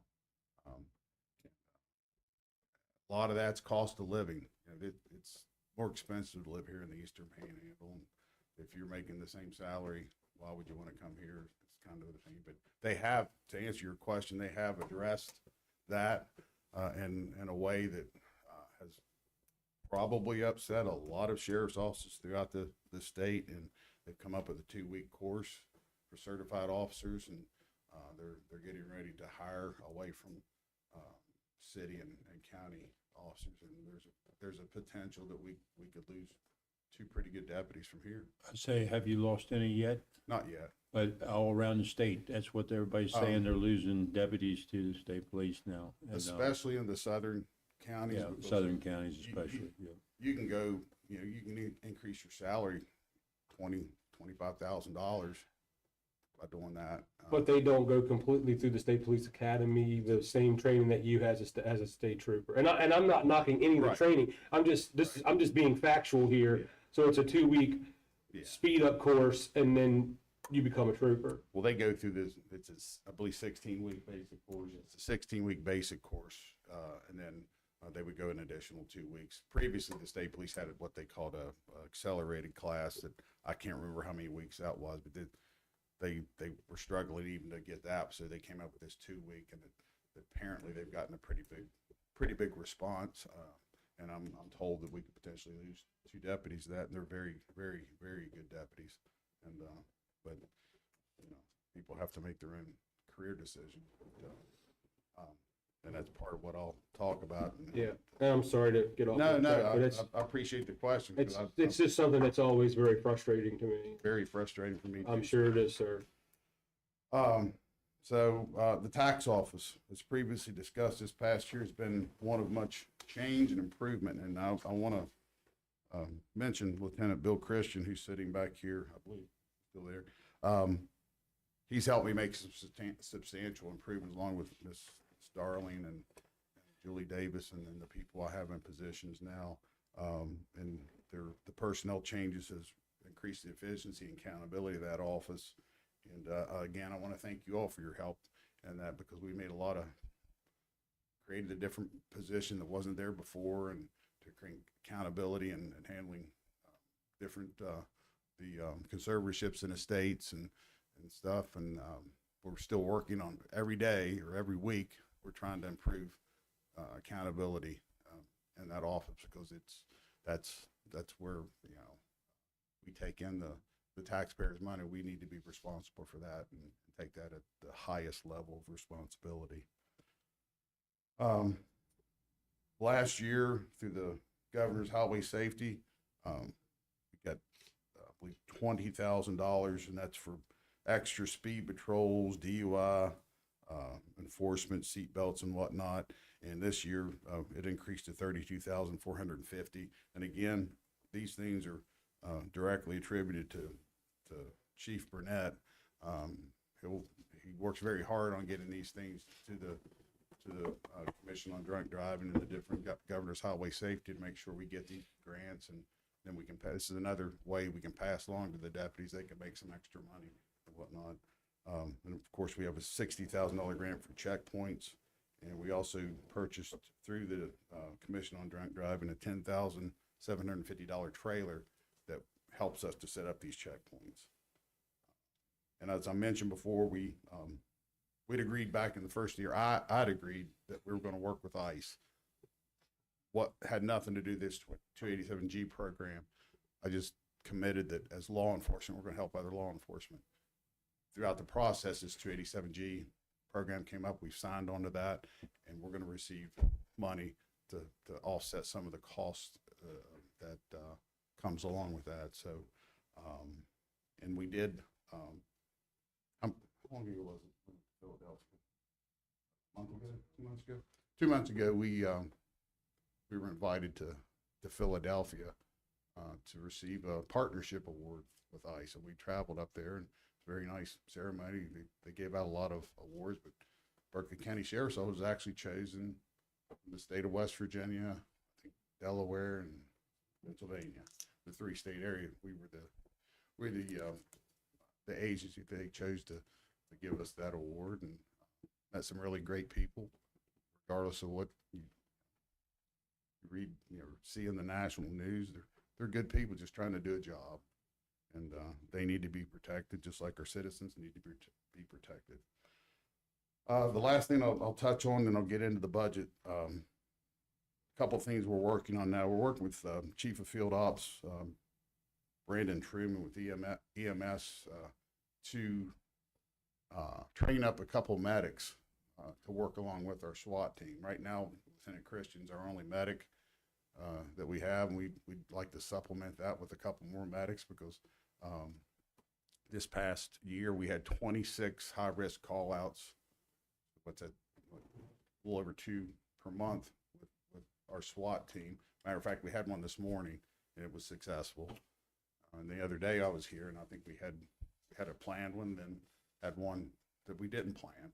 So our SWAT team is very, very, very, very instrumental in carrying out our mission for Berkeley County. And I appreciate Brandon Truman. I love cooperation between agencies in the county that we can, it won't be a big cost to us to have them trained up, have them available to go out on some of these high risk calls. And the last thing I'll bring up, through the day before Thanksgiving shooting in DC with Andy Wolf, I'd say it's not funny, but how God works. He brought a gentleman, Chaplain Kyle Hamlin. He through conversations we had, he indicated he wanted to offer his chaplaincy services to our agency. For the last 2 years, that's something, every time I think about it, I'd get in another direction. But through that tragedy, we brought him on board, and he's going to be working with our police social worker and our officers. He's already met, I think he's been able to meet most of our staff, and I think it's very important through their mental health and just the things that they see and go through that we offer that. He's doing it. He's an Air Force guy, and he's just doing this as part of not chaplaincy, but like an internship that he has to do. But he's offered his service. He's a great guy. I want to bring him here. Maybe one to introduce him. You all may know him, but he's a really good guy. So that's just some of the things that we're working on to try to improve our professionalism and maybe help out with our budget stuff a little bit. And but again, I appreciate you all for everything you've done for us the past couple of years. I look back. I remember the first year I was up here. I came in, and the budget was pretty much done. And I'll be honest with you, I didn't know what the heck I was doing for the most part. But I'd gone over the budget, and I did the best I could to learn it. And then the next year, I started getting it, and I have great help to go through this and present what we're asking for this year. But it's hard to believe it's third year I've done this. So here we go. We're going to start out with budget 404 for the sheriff's tax office. Requesting to increase 103 salary wages for 2 part-time positions from an annual salary of $18,544 to $22,360. That's an $8,215.84 total ask for that. And this goes in hand with a recent county part-time classification compensation scale restructure that we have. And it's just asking that they be raised from a basic office entry clerk level 1 to a skilled clerk level 2. And some of the justification on that is these positions regularly handles classified information regarding concealed weapons permits and tax accounts. They prepare provisional permits for mailing to the West Virginia State Police. The part-time duties include are not limited to processing mail on our peak tax season. If you've never been down there during peak tax season, you need to step in and see it. It's really busy, so they help out a lot with that. Answering phones, returning phone calls, assisting in maintenance of our tax records, tax room, processing concealed weapons permits, I've kind of mentioned before, and renewing those. Notifying applicants to come in and receive the permits, daily filings of receipts, reconciliations, prepare all receipts for tax files, maintenance of supplies, sort all property tax liens in our AS 400 system, assist with the mailing of certified letters and remailing of bills as needed, and assist the citizens, as I said, during the busy season. The workload continues to increase as our county grows in the tax office. And these ladies have, I didn't note in here how long they've been with us, but they've been with us a while, and I think it's be appropriate to move them from that level 1 to the skilled clerk level 2. Any questions? Request to increase 108 overtime line. This is still in the tax office 404 budget line from 13,145 to 23,145. That's $10,000. Well, actually, with the benefits and all, it come out to about $11,765. Additional overtimes due to growth in the county again. Most of our requests have nexus to the growth. DMV registrations, training employees and new processes. We're doing a lot of that, trying to increase our efficiency and accountability. And there's deadlines for tax payments. Bless you. Posting of tax payments to ensure timely collection of revenue and to ensure a true and accurate unpaid property default list is advertised for the sheriff's land sale. That's the request increase for that. Sheriff, you mentioned that overtime line 108, you're increasing it to what? From 13,145 to 23,145. Say, because on my chart here, it remains flat. It's at 13,145. The personnel requests, individual requests aren't in Yeah, there, they- sir. Okay. They're locked down. I Okay. think, and that's why, All right. You're right. yeah. Thank you. I asked that same question because I was looking at it and I'm like, okay, got that answer. Okay, moving on to 409, budget 409 for the sheriff's tax processing. There's a $10,000 increase request here. It's a request of line 230 contracted services from 45 to 55,000, and this is simply to cover the additional cost of postage for contracted services through our software systems incorporated. It's a system that the tax office uses for anticipation of higher costs and associated with more mailings.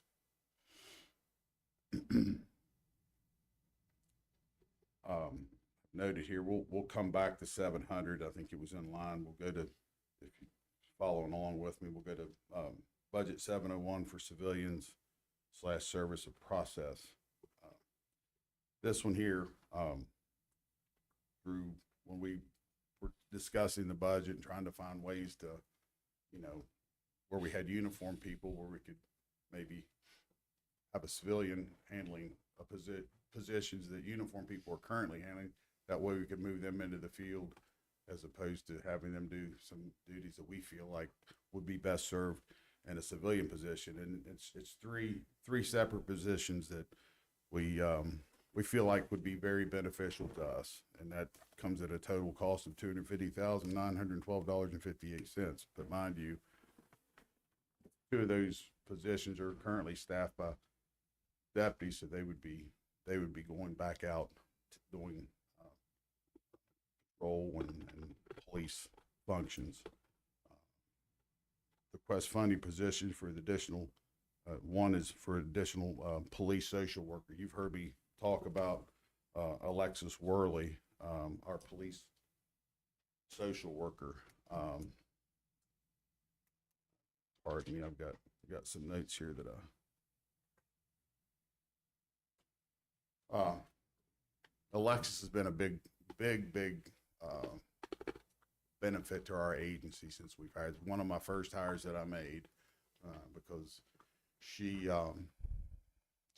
deals with a lot of our mental health issues that comes along with this job. It's as I discussed, we've had some pretty major critical instances past year, and her position is very important that we make sure that we're offering services to our deputies, and she offers services to citizens too. She goes out on calls and domestics, homeless, you name it. She's doing it, but that job has become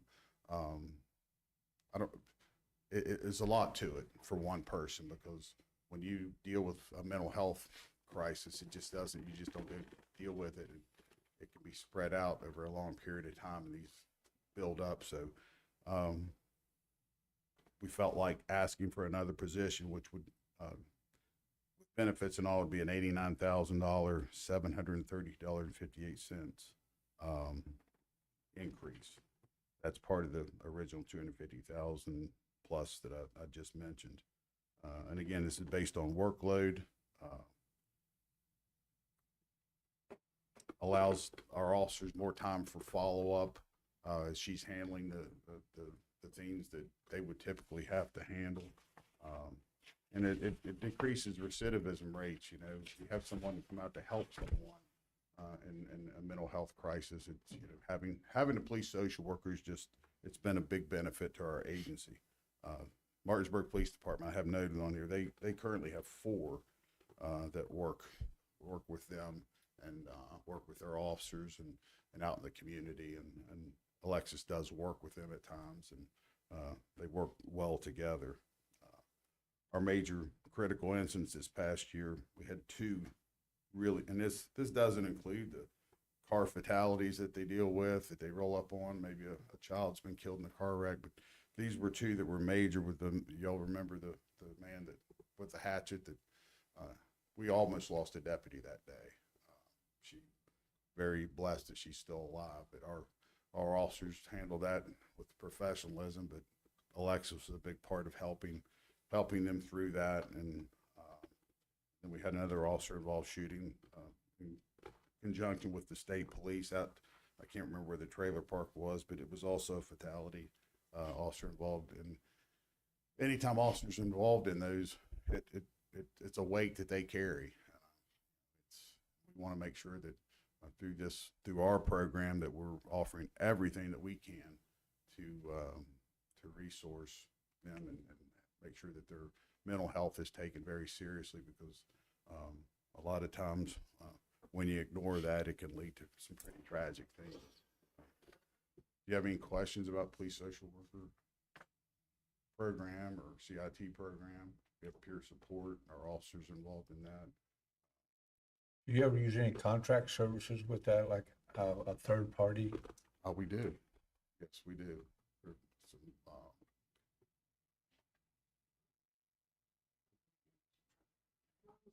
Charlie? yeah, Carly. Yeah. Carly Davis. Sorry, I didn't have that written down, but yeah, we do. We do. Some, we have, you know. I would hope that insurance would cover a portion of that, I would think. Are they covering? Yeah. Some cover more than others. A lot of our deputies cover insurance, or spouse's insurance. You said it was 80, just a little over 89,000 for that second additional social worker. Yes. I mean, we have some unfilled FTEs positions for deputies. Is there any availability to use funds that are for deputies' positions to use for pay for this position? I would prefer not to do that. I'll get to that okay. Because but I feel like we're on a pretty good track with the 5 positions we just recently received through the COPS grant, and working with civil service. I feel, I don't want to be overly confident. I feel like we can once maybe get close to our maximum. 73, I think we're 73. We're at 73 right now. If you include the 2 I asked for, it would be at 75. But yeah, it's. You think we're close? Do you think we're 65 right now? Recently just lost 2. Is that in counting the 2 that you may lose to state police? It does not. So that puts you back at 63. Could, yeah, very well could. And then, I mean, there's always, you know, that's just a ebb and flow. Yeah, comers and goers. Right? It's been that way since I've been here. But, and I'll touch on here in a minute maybe about what we've done as far as streamlining the civil service process, which needed to be. 2 other positions that we're requesting, we feel like would be, these are the 2 that would put uniform officers back working as opposed to having them doing these positions. One's an evidence technician, would be in charge of our our evidence and even could potentially work with our crime scene team, on, depending on qualifications and all. We would certainly seek out someone with prior law enforcement and, experience in handling of evidence and whatnot. We believe this would be more cost effective than the sworn officers, to put in this position. Civilian can maintain a full-time focus on this specialized function of, which is a very, very important function of maintaining evidence and chain of custody, and reduce demand for overtime and a chance for being pulled away for other police functions. Would ensure that the position is filled with an individual, as I said, well-trained, knowledgeable, importance of evidence and chain of custody requirements. That position with benefits and all would come in around $80,590. The next position I'll talk about is the same salary. $60,000 salaries actually, but with benefits it's $80,590. The next position is a civilian quartermaster training coordinator. Again, this has been filled by a uniformed person now, and we just, in discussions, we felt like having a civilian position, it would be more consistent, same things I talked about for the civilian evidence tech. It'd be a benefit to our agency to have it in the civilian realm. And just a note on that, the current quartermaster training coordinator is set to retire in August of 26. We're going to be having to replace that anyway, have someone full-time in that. What's the responsibilities involved in that, Rob? For quartermaster, it's equipment, ordering equipment, making sure the officers are outfitted appropriately, keeping track of their bulletproof vests, which have to be maintained. There's an expiration, I believe it's 5 years on it. Anything dealing with equipment and keeping our deputies well outfitted. And then the training part, we really have to train a lot to mitigate lawsuits and whatnot. And the guy doing it now is a deputy, and he does it full time. Yes. Yeah. It's a full, it really is a full time. Keep up with it appropriately. You don't want to miss out on something. So it's a full time position. We feel like we could probably identify someone with law enforcement experience that to do that, and again, put a deputy back on the road.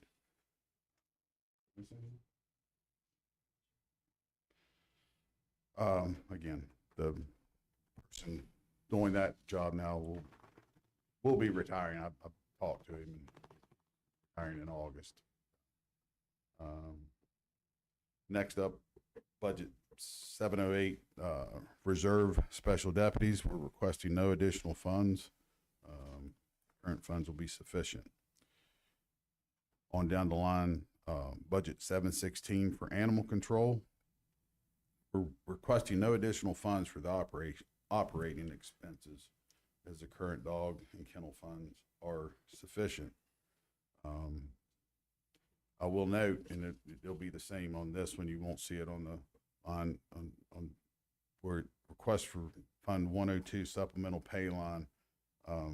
And there's a code that references this 19, 20, and 6. There's this thing called a 50-cent pickup bounty for each unregistered dog pickup, and we've inserted a request for $500 on that line because we went back the last 3 years and figured out, and then it averages about $470. So with 500 on that, if a animal control picks up a dog, it's a 50-cent. They call it a 50-cent bounty, which would go back to that officer. Have any questions about that one? Kind of self-explanatory.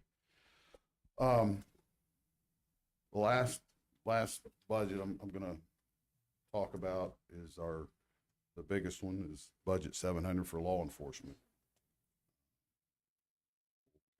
Start out with payroll.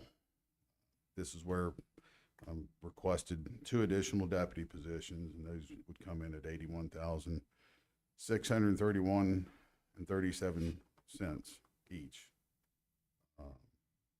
Just looking at the growth of our county, as we previously discussed, we all know, I mean, we're all living it. We've lived it for a long time, and the needs and demand for our citizens. This is a step towards a projection the department had previously discussed, and this was a projection that was kind of talked about before I even took office, and we could get to this today and be about right where we should be. And I know this sounds like a huge number, 148 deputies, and that's based upon FBI standards of what you should have per citizen, officer per citizen. And we are a unique county. Berkeley County is unique. We have one municipality that handles Kanawha County, which is, they're a larger agency than us, and we're gaining on them. We're not quite population wise, but the fact that Kanawha County, I always bring this up, they may have more population, but a lot of theirs are municipalities. Yep. They have, I don't know how many municipalities. 7 or 8. Yeah, it's a lot. About 15 They have that many? townships and It's a cities, lot. yeah. So, Now, they're all not providing all the services, but right. So we have, Charleston alone is 47,000 people, so. yes, We are providing more services for more people than Kanawha County Commission is for their county.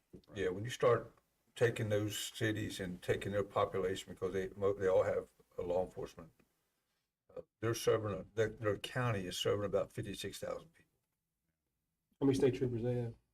Kanawha County? well, they got two detachments there. They got the South Charleston, which But they got more than 17. probably, but unless you got headquarters there and whatnot, I'm sure they're well taken care of. But even Jefferson County, you go over to Jefferson County, they have municipalities. We're just unique. We have one. I guess maybe we'll see a day when Spring Mills Inwood will. Legislature has made political subdivisions very hard to create. Again, we're out here on an island. Sometimes it seems like by ourselves. We're making it up as we go. So, with that being said, there's staffing issues countywide. Through our agency, the Martinsburg Police Department and West Virginia State Police, and I don't want to say we're in competition, but we are in competition when we go to hire people. That's just the nature of the beast. I've lost officers to Martinsburg PD. We recently got an officer from Martinsburg PD. We're set to maybe potentially lose to the state police. We've gotten officers from, so it's kind of like, musical chairs, and I wish it wasn't that way. But that's,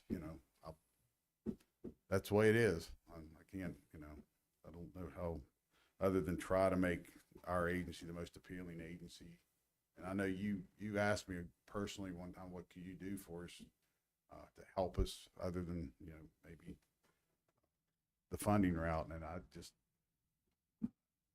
I'm still thinking what you can do. I think about it all the time too. Just what can we do to make it more attractive?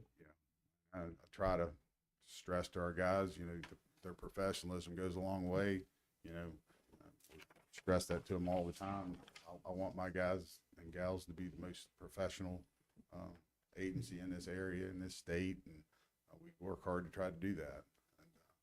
But again, unfortunately, a lot of it comes down to funding and money, and that brings up my next request. And last year, I want to thank you all. Last year, you gave us $5,000 across the board pay raise. That got us up to, and to be honest with you, last year we were thinking $10,000. We went with the $5,000 request because we see where these other agencies I just spoke of are going to. It's a competition. I can't say it any other way. It's, everyone looks, what are they starting out to pay? What are they starting out to pay? So we looked at that, and we're just trying to stay, relevant in the ballpark. And state police are currently, that 5,000, let me go back, but 5,000 would be, the amount that I'm asking for would be 73 current deputies, and including the 2 we requested with the number we put down, which would come to $375,000 increase. I believe that's right. Which would bump the starting salary to $62,466. This would tremendously help. Just know, in speaking with recruits and whatnot, it would tremendously help with our recruiting and retention. We have done a lot of different things this past year to recruit, and with our social media and working with the county or the Civil Service Commission, we've really focused on trying to recruit and try to get the best people we can. And we're in a process right now. We have more people than we've ever had to go through backgrounds on. We're very hopeful we can get to that. But this is always a moving target. It's always, I know everyone wants to make more money, but we're just trying to stay in the ballpark with these other agencies that we're in competition with. And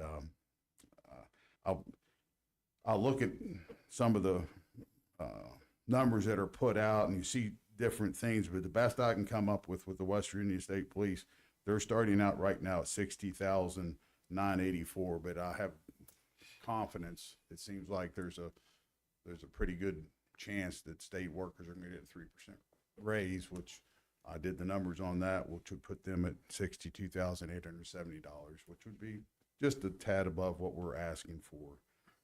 And then I looked at, and just noted also, the 2 deputies that we're looking at losing to the West Virginia State Police. I hope we don't. I hope they've changed their mind. But Martinsburg Police Department right now, the best I can see is that they're just over 58,000 starting.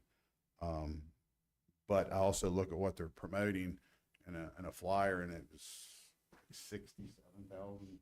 So I don't know if that's like certified but the request we're making is what I feel like is a reasonable to stay within that ballpark. So Rob, let's have a quick question. So you said with this $5,000 raise that you're proposing right now, that would put our starting salary at 62? 62,466. Okay, and then what out of the academy? Like, so as soon as they get out of the academy or they finish their training, does that immediately move them up? So if they are, I don't know how long the academy is. They'll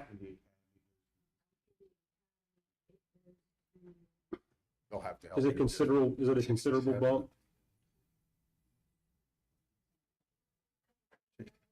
62, 63?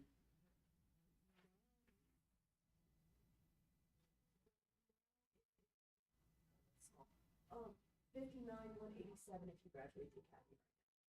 Okay. That's where we go. What was that number again? 59? 59. So they might as well, about 64, whatever, with this $5,000 bump. Okay, and then what's the next promotion after that? I mean, I know firefighters are like fireman 1, fireman 2. I don't know your all's rank structure. Would be currently 61,600. So 66. I have it here. It's So it takes 3. So if you come out of the academy as a new deputy, it takes 3 years before you get your next raise, or substantial. It would go uncertified 62,466, certified 64,187, and at the 3-year mark you'd go to 66,615. This is based upon our current request. Sure. And then 4 years be 69,446, and then it goes to 5, and then I just worry about those first 3 years. That's what I was thinking. and that So you got to go all the way from out of the academy. You're there 3 years before you see a significant raise. And again, that's why I talked about what we've tried to do to help supplement some of this, where our deputies can work on their time off to make extra money. Because again, this all comes down to money, unfortunately. Sure. And I'm just trying to get my head around it. I appreciate your I'm a numbers questions. guy. I'm just. You asked very, very good questions, and I know as a dumb Southern West Virginia boy, I didn't know what I was making when I started with the West Virginia State Hey man, Police. I just paint houses for a living. I did what I dreamt of doing, but now it seems like it's okay. So that in a nutshell is what we're asking. I know we asked for 5,000. You guys, you all gentlemen granted us the 5,000 last year. It's much appreciated. It certainly helped. But again, we're dealing with moving things all the time, and I feel certain, and you know the legislature better than I do, Commissioner. I feel like there's a good possibility there's going to be a 3% raise. I think that's where it's gonna land, is 3%. I guess it could always be more, but that's what I was looking at on that. And again, I'll reiterate, we currently have 8 people ready with their 20 years that can retire, and 5 more by the end of this year, which will put this at 13. And then you're looking at losing people with experience. And there's a thing that we looked at too, is about step increases and helping retain them, because you don't want to lose your experience. I mean, you're eventually going to lose. Everyone's going to retire at some point, but it's valuable to keep people, especially ones that just do a good job that can help train the next generation.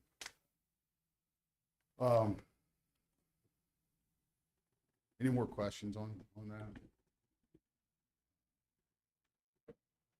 Request Fund 108 overtime line, the plus $21,453 from 478, 547 to 500,000.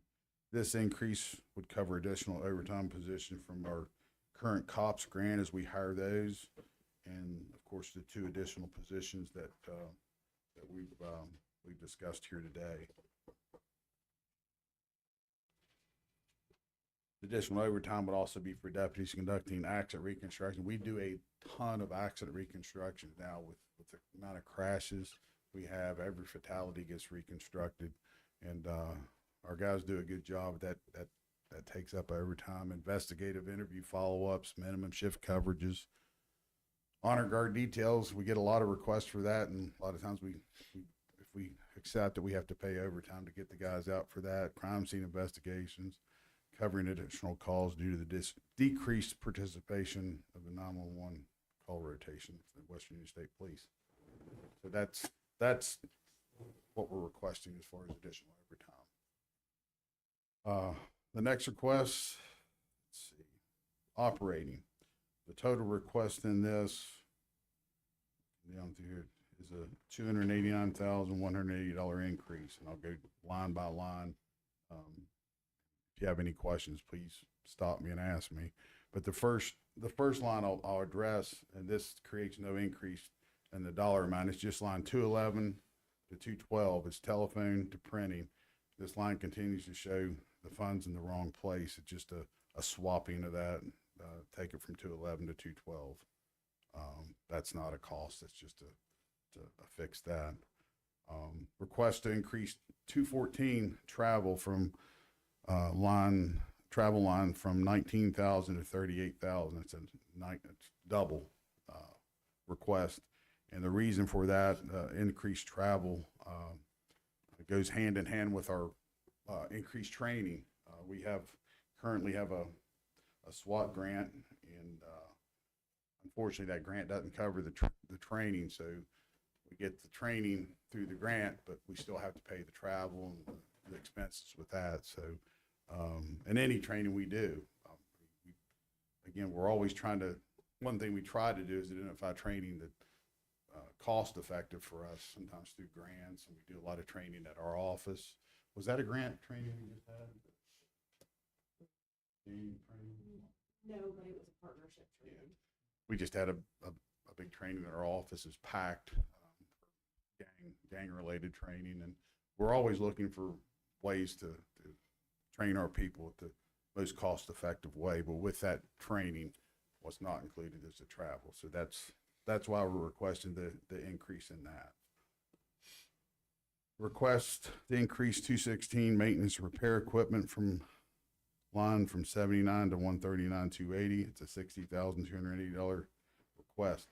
Now this is something that we're contractually obligated with, and Gary, you know about these things that we have as far as our leads online, our Cellbrite, which is a cell phone system that we just added an additional user because crimes these days, and you've probably seen in this national thing with technology and stuff, downloading phones has become a big thing in all crimes now. Phone's key to a lot of crimes now. So this Cellbrite system, we had to add additional user to, which raised the cost a little bit. And that goes along with the Gray Key. Similar, they both deal with cell phones, but they do different functions as far as what our officers need to get that download stuff off the phones. And all these are contractually obligated. The things we use, the Edemia, All Traffic Solutions, Canine Pack Track System, Axon, which is our tasers, and again I mentioned Gray Key. All these, the Canine Pack Track is for our canine. It's a reporting documentation system that helps them, and the All Traffic Solutions are the traffic signs that you see out that we can pre-program and set out. And then Edemia is, oh yes, she just put live scan. It's our live scan, which we fingerprint with. So all those come with contracts for software updates and whatnot. And that's the increase for that. You may recall last year we had to ask to move from our supplies and materials like $50,000 early in the budget to cover these obligated costs. So that's the request for that. Request to increase line 218 postage line from $6,000 to $7,000, $1,000 increase request.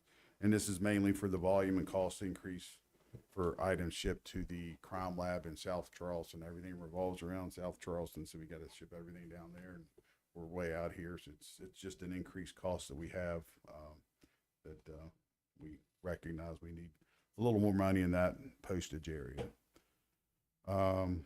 Request to increase 221 training and education line from $60,000 to $82,100, $22,100 increase.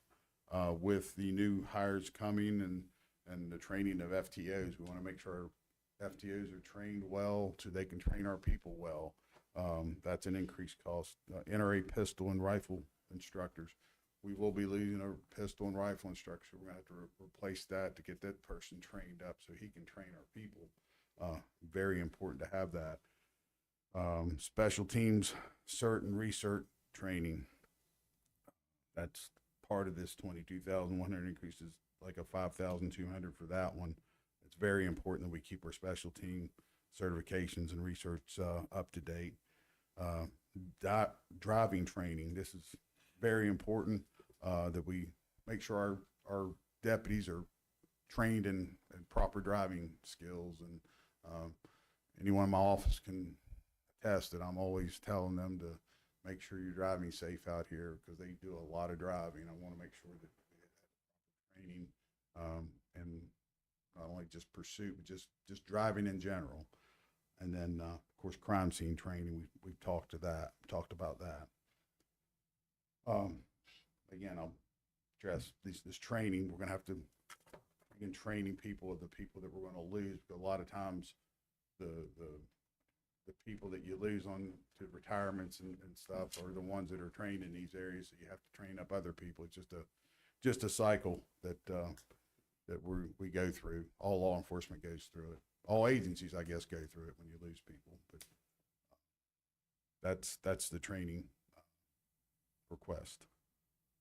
Request to increase 223 professional service line from $25,000 to $60,000, $35,000 request. This line is used for the hiring process. We do a lot of that, and it's frustrating sometimes. We work really hard to try to identify the right people and go through the whole process, and only at the end they don't spend a lot of money trying to get someone hired. And I will say again, working with the Civil Service Commission, they have been absolutely wonderful to work with. We brought some proposals to them to streamline the hiring process. We think this next hiring process, we're we're gonna implement that, and I think it's gonna work well. We had some help, outside help and directing us on that, but, you know, it's very expensive when you go to the physical, psychological, some polygraphs, and then also you have your promotional physicals. It's a cost that we have to absorb. So that's part of why we're increasing this professional services. Also with the critical incidents we talked about, trauma counseling, 20,000 of this 35,000 is specifically for that, because we had a lot of counseling last year. I'm just gonna be honest with you. It was a big part of that, professional services last year. And then of course, canine dental vet bills. If you know anything about canine teeth, they're not cheap. We recently had to have some teeth fixed. These dogs have a very strong bite, and sometimes they fracture their teeth. It's just not cheap to get those fixed. We met Hugo. I wasn't getting too close to Hugo. Yeah, I wasn't either. But, so that's that request. We can go to almost done, promise you. Request to increase 229 court costs and damages line from 6,000 to 10,000, a $4,000 increase. Several ongoing lawsuits that we have now came as each one requires a deductible, and this is where, you know, we have to pay that deductible when we get served with a lawsuit. So that's where this ask is. We're looking at, you know, hopefully we don't have any. We try everything we can do to mitigate, but law enforcement is, unfortunately, it's the cost of doing business. Law enforcement means that we do. It's just a lot of times, whether you don't have to be wrong, you're gonna get sued. And that's what that ask is for, an extra $4,000 to bring that up to $10,000. We hope, obviously, that we don't have to use that, but we're just trying to look ahead and plan ahead. Any questions on that? Request increase 341 supplies and materials line from 246,000 to $393,800, $147,800 increase. And that sounds like a lot, but this is for ammunition restocking agency wide. 93,000 of that would go towards our pistol and rifle rounds. When you have new weapons, you have new rifles, you have to do training with them, and you want to be proficient with those weapons. We were able to, of course, a couple budgets ago, we got these weapons that we're carrying now on a private grant. No cost to the taxpayers, but it also costs money to run ammunition through these weapons. So that's where that comes from. To replace aged equipment, SWAT respirators, that's at a $14,700, that amount. These respirators have to be changed out. They age, they get too old, they're not of use, so we have to buy new respirators for the SWAT team. It's very important they have that for their safety. Firearm training supplies, it's at 10,000, that 147,800 is 10,100 for that. And then to outfit our snipers and our night vision, it comes at a 30,000 of that 147,800. It's equipment that a lot of times our SWAT will be called out at nighttime, so they really need that night vision to operate, you know, efficiently and safely, and that's why we've been successful. That they're well trained, they're well equipped. We want to keep them that way, so they can perform at a high level. Like I said, the last 2 years has emphasized just how important it is to have a well-trained and equipped SWAT team. And I think I mentioned this already. There were 26 operational call-outs for high-risk matters this past year, over 2 a month. And I don't know what other agencies average, but our guys are pretty busy. They do a really, really, really good job. We're blessed to have that Bearcat we've had since, what, 2010, I think, was donated by former sheriff, which keeps them protected too. All other 700 law enforcement lines are sufficient for the department needs. That's currently budgeted. 217 maintenance repairs at 5,000, 220 advertised legal publications, 7,000, 222 dues and subscriptions, 7,000, 230 contracted services, 8,000, 233 investigation expense, 8,000, 238 refund and deposits, 2,000, and the last one is 345 uniforms. It's 117,000, and that's the larger part of that. But that also includes the expiring vests that we have to again maintain and make sure that the vests are up to date. And so,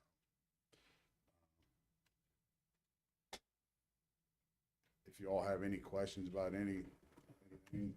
How many of your deputies serve on the SWAT team? Whole team is 14.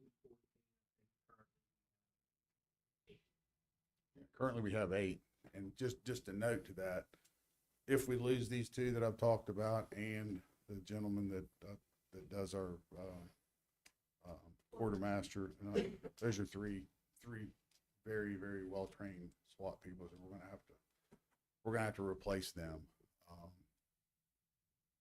But that's So I have a question. So this may require Gary chiming in too. This Fund 287G that we just created, what are the expenditure parameters on that? Has that been laid out, what that money can and cannot?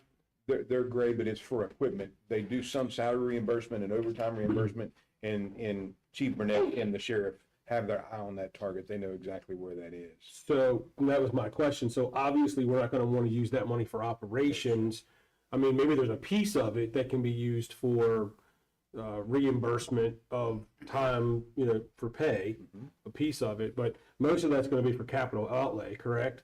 And that would be so some of the things that we discussed in your budget, you may be able to use some of that money to upgrade stuff. I mean, I have no idea how much that's even going to be coming in that fund. I think Chief Burnett could speak granular to that, but that's accurate. Yeah, and you know how to get real down in the weeds. I just kind of wondering where that fund is, how much do we think that fund's going to be, and how can we disperse those funds? So that first amount that we got, $220,015, $120,000 of that can be used for equipment. So we can kind of offset some of our equipment expenditures through the county through this fund as well. $100,000 was for vehicles, which we just purchased 5. We're buying 5 more, so that's going to help with that. Okay. There's more money coming. I don't want to get into it right now, but there is a significant amount of money coming into the county for this as well, which is going to help us out quite a bit. Right. And that money comes to the county commission and then we redisperse it back to the sheriff? So it is the county commission's money. It will go into the newly created fund that you approved earlier, right? But its usage is to support them, right? So it stays your money, and the process of how it gets distributed will be between you and the sheriff. Right, like that money, we can't give that money to Parks and Rec. That's correct. Right, that money comes back to the sheriff's their department for either, and I'm sure it has allocations in it of how it cannot be spent, which we talked about. Correct. But it could be used for some of those capital outlay expenditures. 100%. Okay. Sure. And you can even use it to reimburse the 700 account for overtime and things of that nature. Okay. If you so chose. But we haven't budgeted anything yet for impact fees, correct? The impact fee money is not to be budgeted, it's for capital expenditures. Right. But there's a possibility this fiscal year to start July 1, there should be some funding available at some point in that year. Correct. And if the growth continues, that could be anywhere from $300,000 to $500,000 possibly in a year's time. For new services, not existing. Right, Correct. for new callers. We're gonna hire 5 new people. Right, we gotta buy 5 new callers. We can use Just in impact that fees for grant that. alone, so. Right. And to outfit those officers, can we use impact fees for that if we need to buy them Yes. body armor and? You can. Right, so, And my last, I guess the last thing I would say is I think we need to continue to try to streamline the civil service process as much as you can. And I understand the reasoning for those processes and why they exist. But if they're so onerous of a process that we can't hire the people that we need, then it's really it's really problematic. So I think anything that we can do to streamline that process to be able to get the best and the brightest in front of us, to be able to hire them to expand the sheriff's department, and I won't even pretend to understand, like I understand that whole, coming from the private sector, it makes my head want to explode, but I understand why those processes are put in place. But anything we can do to make that the most efficient way that we can hire new deputies is fine by me. I appreciate you saying that, because I lean on Chief Young a lot with that, and he's helped out a lot between myself and the Civil Service Commission. But that I'm not, I know there's probably different thoughts on this, but that's a whole system that's, I think, is antiquated, to be honest with you. It's not. Well, I think it was started for a real good, I think the processes were real. I think it needed to be there for real reasons. We all, you end up paying for the sins of the past. Yeah.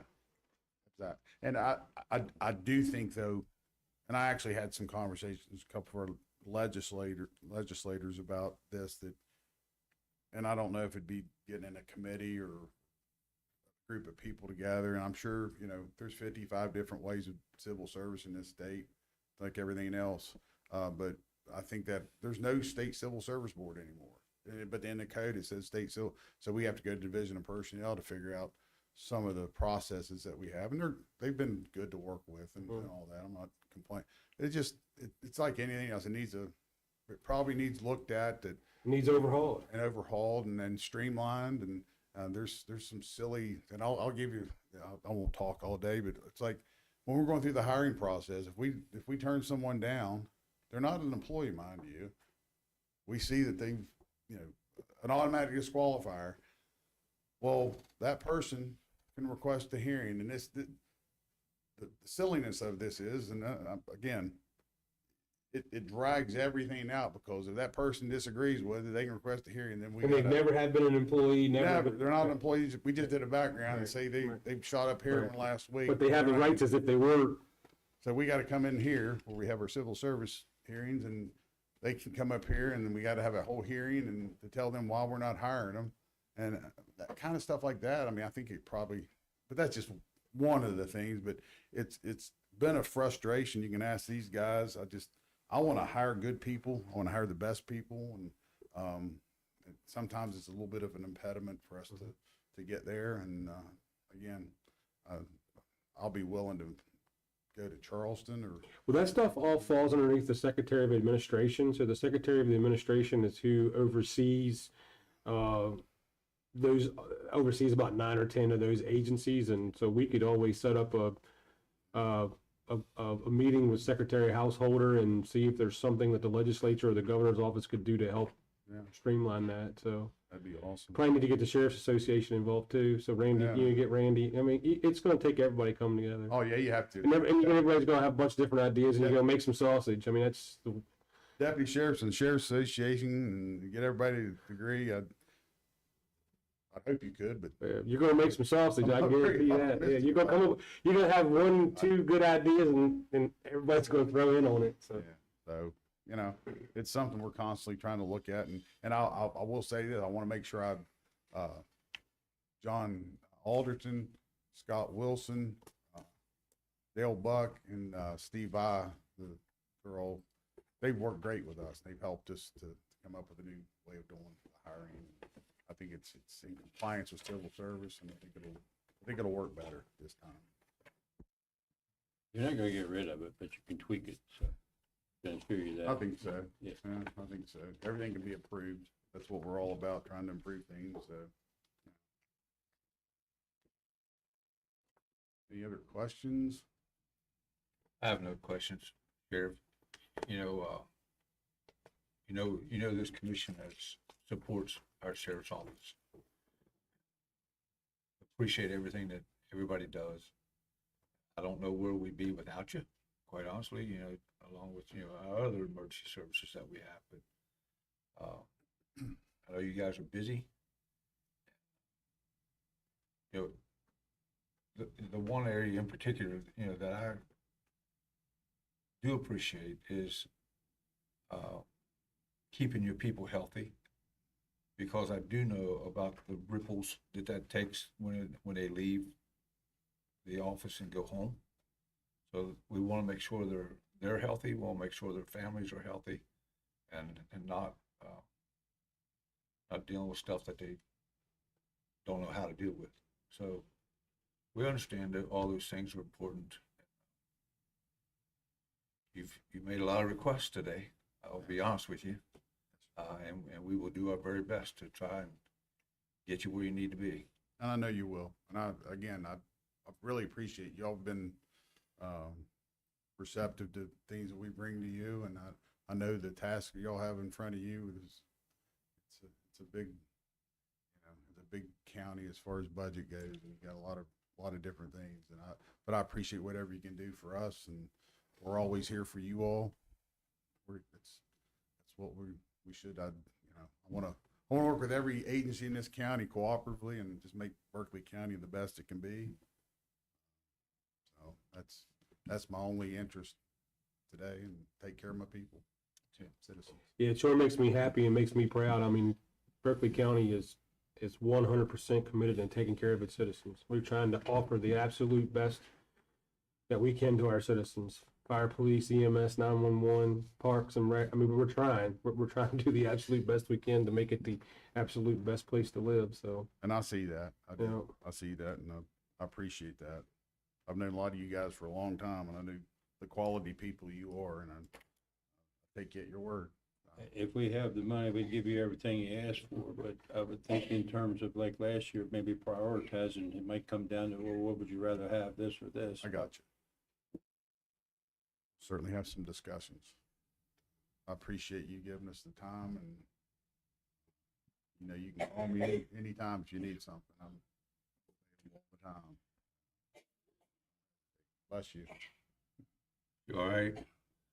Might need a water break. mm-hmm. I don't have to use all my old EMT skills. Mm-hmm. All right, Sheriff, thank you. Thank you very much. Thank you all very much. Appreciate you. Mm-hmm. Thank you all.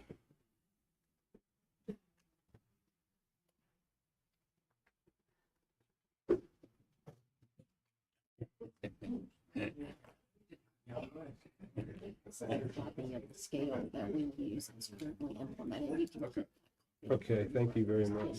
Oh, she's right, that is small. Number one rule of government, there's never enough money to go around. Yep, are you heading back to school? Yes, sir. Thank you for being here. Appreciate you. Thanks, man. Appreciate it. I mean, physical. Easy. Thank you for being here. It's good to meet you. You have it. Basketball game or something? Thank you.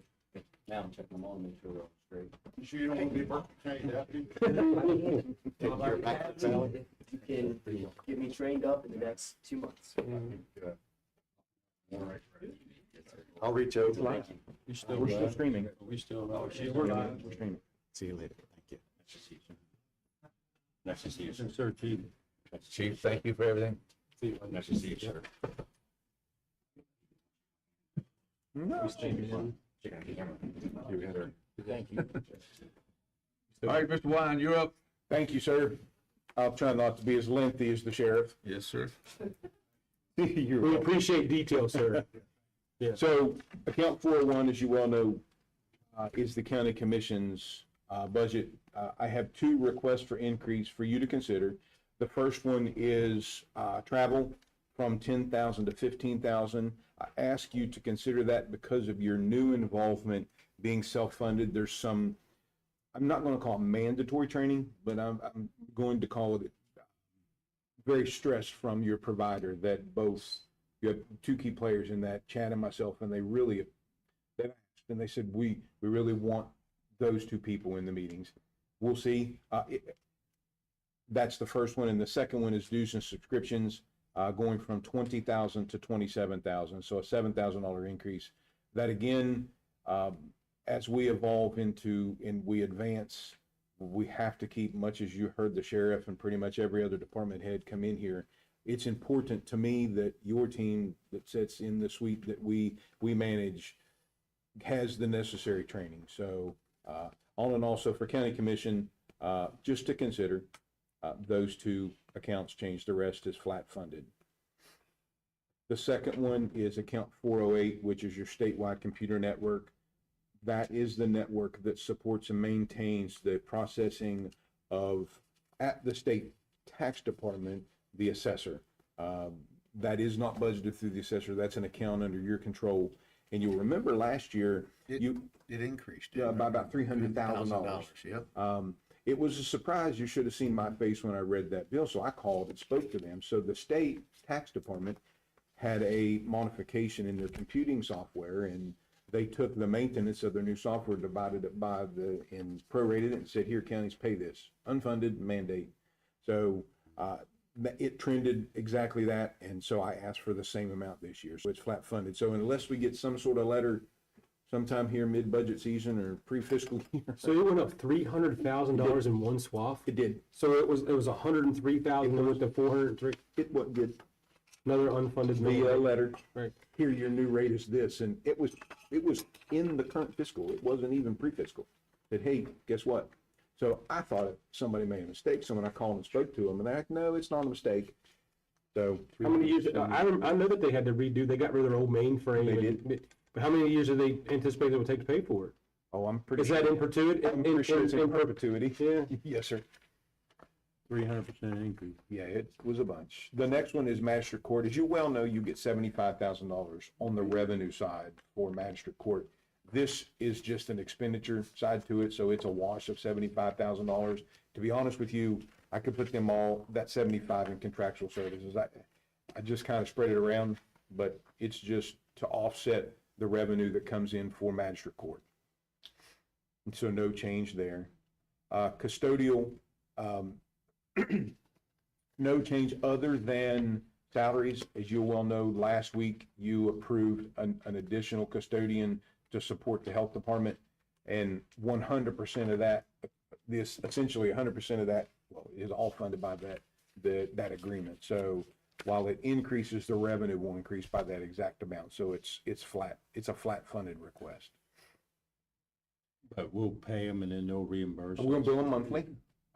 Bill the health department monthly. Kirsten will do it. She and I have already sat down, so she'll start that July 1. So you'll never, your tax budget, you won't feel it. Your big one is, well, one of your big ones, courthouse account, which is 424. I've made some recommendations for increases, and I'll walk you through what I'm asking. Utilities going from 600,000 to 650,000. You now have and have had online a new judicial annex in the old jail. It's not expensive or not cheap to heat and cool and water, electric, and all the stuff that's there, as well as your stormwater bills have approached $100,000 a year, give or take. So we've robbed Peter to pay Paul to sustain that, but bringing that new building online, as well as we now have some analytics under us for turning on the new 15,000 square foot addition to the DRC. So it's just a natural progression and growth for usage, sir. My question is that one-time $75,000, we receive the same amount from the Supreme Court of $75,000, no matter if we have one small courtroom. For magistrate court, one period. But if we have these two huge judicial centers, and it's just same money. It doesn't matter. Every county same money, or is it based if you're class You know 1 the or answer to class that? 2? On magistrate court? Yeah. If you're class 1, class 2, Yeah. it's the same. So if you're Pleasance County and you got a small. No, but I'm saying we have multiple facilities and many courtrooms, and someone who has one small courtroom gets the same money. And to your credit, your fine lawyer right there on the family court side, Jeff did negotiate a new rate for family court for the family, but we still only, that all in, Jeff, is $140,000 We negotiated the square footage. We were getting like Yeah, 10. but he got it as high as he could get it. Yeah, it was so they said, "That's 18. it." We got it to $18 a square. Did you get? Yeah, did you get that through Keith Hoover? Is that who you did that with? So all in, Yeah. with regard to the court system, you probably get roughly $200,000 a year from them. You have $40 million worth of construction already spent for them, and in the next several years, you'll spend another 20 million. Right. But you get $200,000 a year. So that's my recommendation and ask for utilities. The other item is insurance and bonds. I guarantee you we're going to see an increase in insurance this year. We've added, I just told you, 15,000 square foot for the Day Report Center. We added the new judicial annex, so their values went up, as well as other items with regard to insurance. So that $200,000, I think it may be a short ask. I'm not even sure that's enough, but I at least needed to put a placeholder there. And the only other item in 424 that I'm asking for, which is guaranteed, is 239 insurance and premiums. That is your retirees. You do pay PEIA for that. Your current expense annually for your retirees that qualified is $125, and with the PEIA increase, it's going up to $135. It's a $10,000 increase. But we eventually will have employees that will. There's not very many that, well, you have employees that'll go off, but there's not even a handful left in the organization that would qualify for that benefit.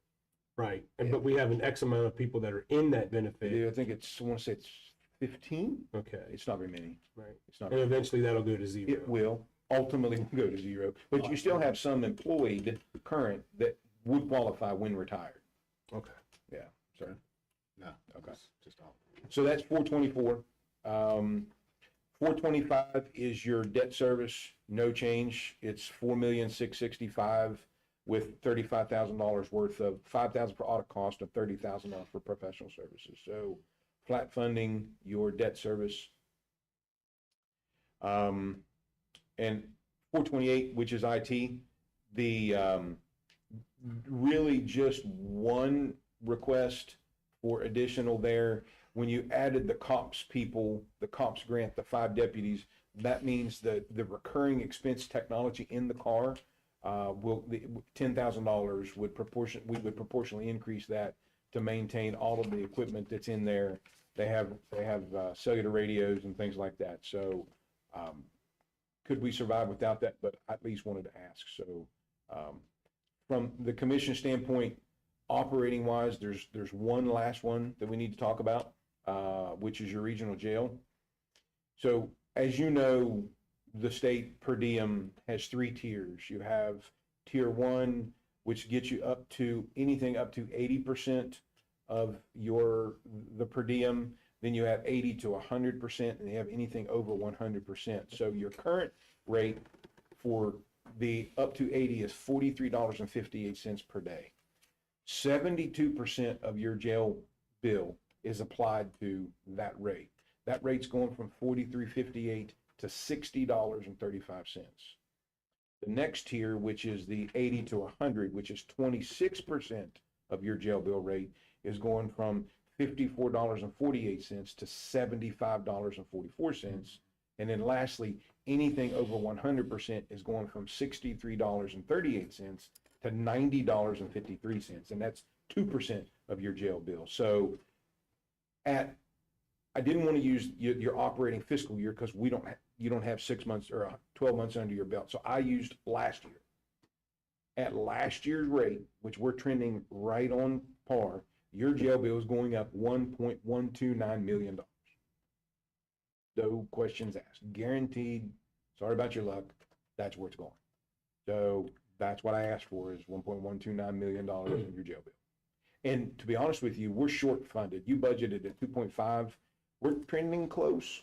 Sometimes if it gets to July or June and that last $300,000 payment, well, they'll just wait till July. We'll just short it. But it is what it is. And we did that last year to get you to compensate for the sheriff's $5,000 increase. You asked, you said, where can we cut that we can help facilitate, because you wanted to support the sheriff, and we did that. there is money in, still have $400,000-500,000 in contingency. We need to grab it and move it down there. So moral to that story is your jail bill should be budgeted about 3.3, you budgeted 2.5. And if I do 1.129 million at that, you're at 3.6. So guaranteed, no questions asked, your jail bill's going up $1 million. So $3.6 million for unfunded mandate on the jail bill. Don't have the state police that we need to help our sheriff's department, but then again, hamstrings us money-wise to be able to get the sheriff's department what they need. Yeah, And Lord knows what they're gonna do with the business and inventory tax. I mean, that could have a detriment. that's as you well know, a minimum $5 million hit. Yeah, I'd say $5-6 million hit. Yeah, so, I sat and listened to the sheriff, and everything he asked for the most part, is easily justified from a business model, right? While, as you summarized, and I summarized for you, $1.8 million from last year to this year was that ask, if you include your cops folks. I mean, there are lots of areas where I'd like to say, let's do this, let's do that. I'm the one that sees these coming in, so I didn't even do it. And these minuscule asks are for things that I believe are important. But I'll honestly sit here now, probably the only thing that you will be able to offer will be the jail bill. Those other things, that's figured out, because it's not going to be there. Your revenues, as I have them projected early, are barely $1 million. And you've got a $1.129 million guaranteed in a jail bill. So I don't know what we're going to have fun. You're going to have fun the next couple of weeks. So everything that's in our natural growth of our revenues is going to the jail bill. 100%. 100%. So that's the ask from your budget. That's the ask from your budgets. I did skip, excuse me, I apologize, your commitment of general county monies to 911. I've got two more I should have scrolled down. Last year you budgeted 500,000. This year you will have committed 700, and I asked for 700. Your 911 fee cannot support your communication center. As you know, you have legislation running trying to facilitate that. I don't want to offer. And then lastly, pardon me, you have two more. Lastly, or almost last, is 717 Central Garage. It's a flat request. I'm not asking for anything different. As well as 801, which is mental health, your transport group. Mike Lang's four staff members are in there. That's flat funded, but the rest of that is operating for the purposes of mental health, and it's all flat funded. And the only other two are your new equipment for your cars at 750,000. That's flat.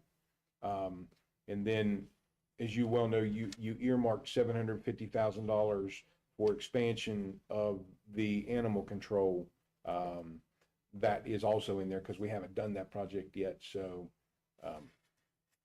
all in, everything's flat except the ones that I know are mandatory going to grow. So when we get to the revenue side in the next couple of days, it's going to be very, very, very challenging. And it, Yes, sir, that's it. anybody have any questions for Gary? You think if that 911 bill would pass, that would offset most of that 700,000? It would. It would. I don't know that you would see that offset. It would take, so you have to issue the change to the telephony community, which takes 6 months. You have to go through the process of modifying your ordinance. I doubt you would feel that in this fiscal. You might at the tail end of it, but Might be able to get in the effect next by fiscal. January 1 or something. Correct. You're good. Everybody all right? I'm stressed. Yeah. Well, you need food. We're gonna take a break. We'll be back at 2:00.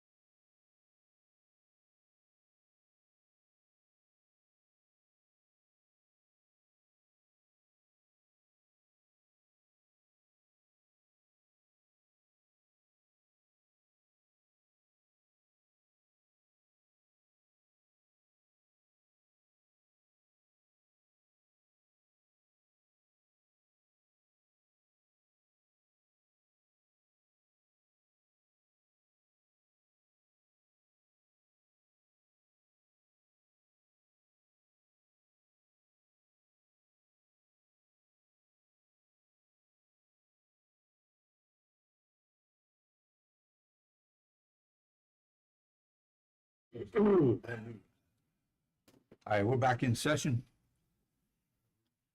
Call a meeting to order for the Board of Equalization, session number 5. Mr. Hess. How you doing today? Not bad. Not bad. We're as happy as pigs in mud. Okay. Any rate, we don't have anybody again today unless they show up between now and 4 o'clock.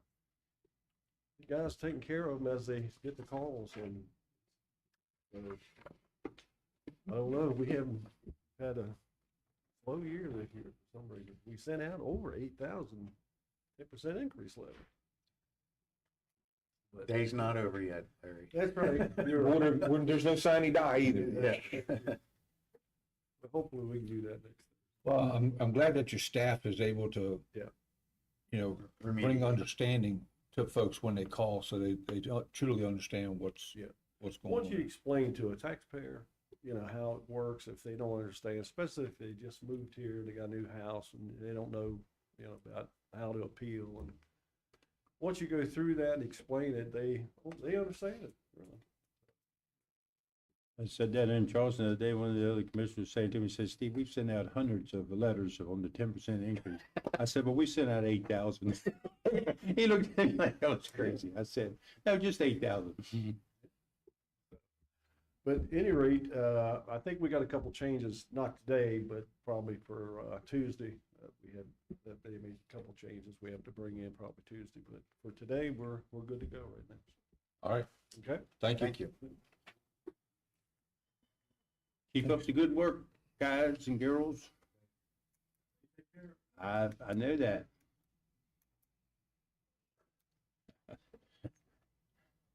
Next up, Fire Chief Martin Roberts. How you doing, sir? Doing all right, how are you fellas? Pretty good. What account is that, the fire? Who's their account? 713.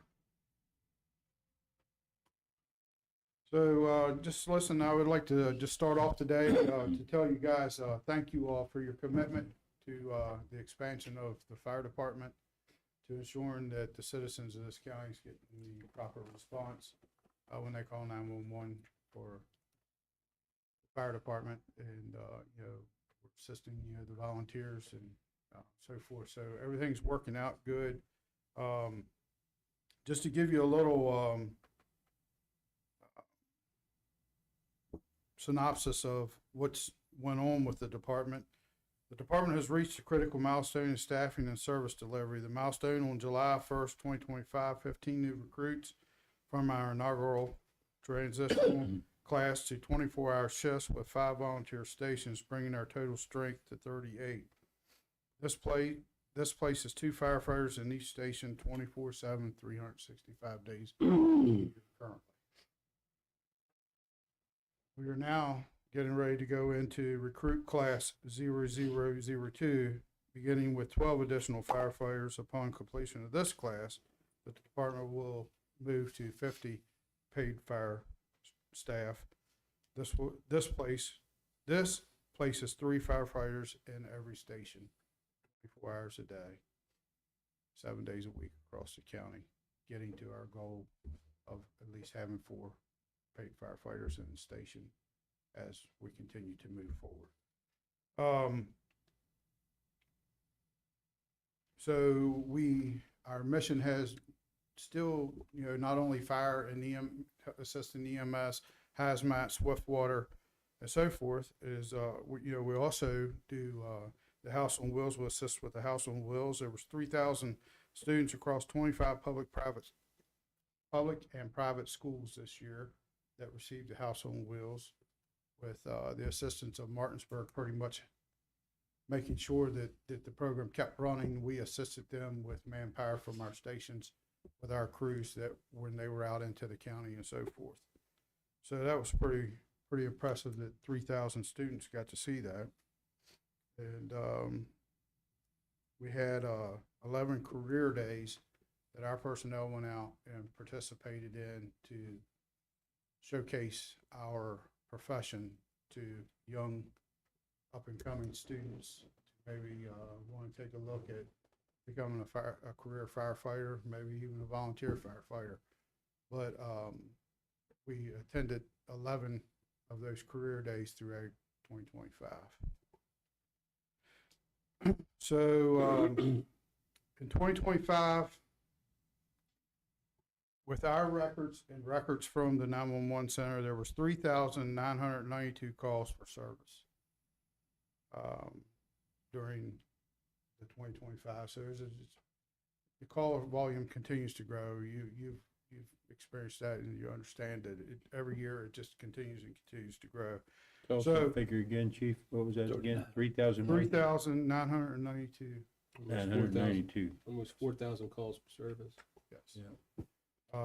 We now have some things in place that we're starting to be able to capture a lot more information that we wasn't able to capture before. It's not always been easy dealing with state agencies and so forth.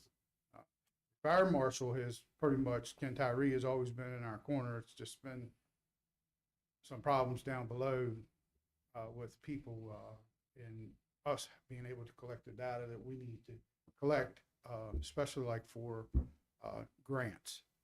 Now we are in the driver's seat of entering fire reports, so we're capturing that information now. So we're not having to go and chase down so-and-so to get information that we need in order to be able to start applying for grants and so forth that we need. So that's what I was kind of leading to. Deputy Chief Gorman,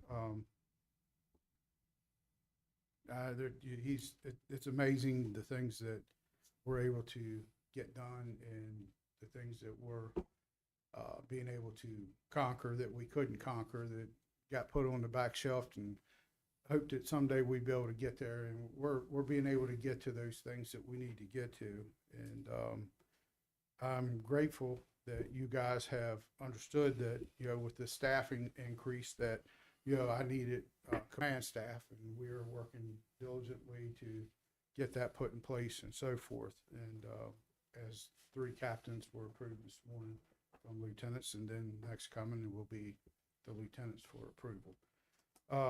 But this is kind of crazy because this is my first time here by myself presenting the budget.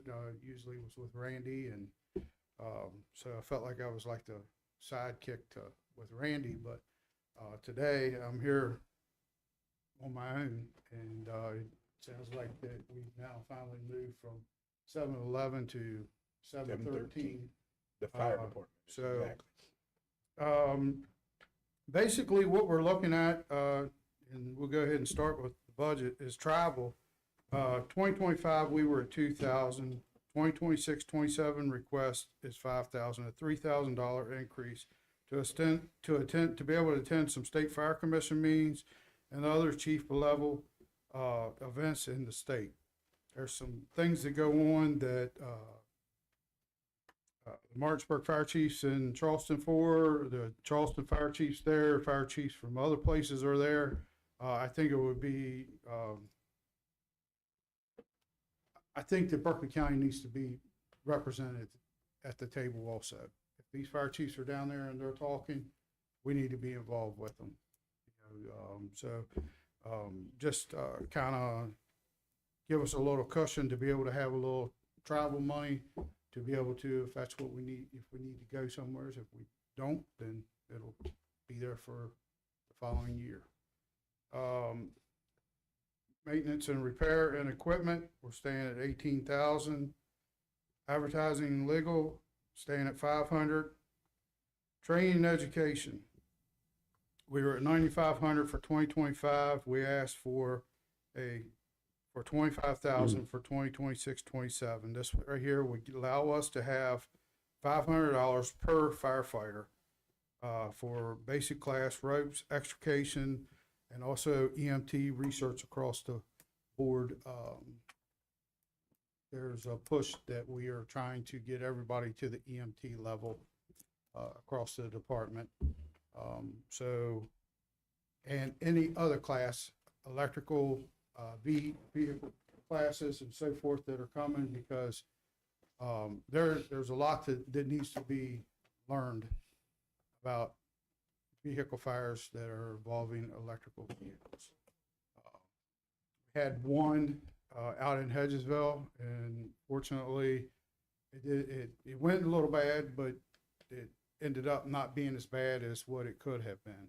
And the day that we probably get one on this interstate, it's going to snarl everything in this county. Next big thing is solar panels. Solar panels on homes, solar panels in these solar panel farms that are coming. How do we handle them? Trying to get a handle on getting some training and so forth, and we need to have some people with some expertise, but just besides us, our department as a whole needs to be able to have some expertise. So we're asking for at least $500 per member of the department for training. I'm saying that just because there's $500 there per person, that everybody's going to run out here and spend $500 on training. It will be very selective and approved through the office of what we are wanting to have people trained at, what level. So, Do you do it here in the county, or do you have to travel somewhere?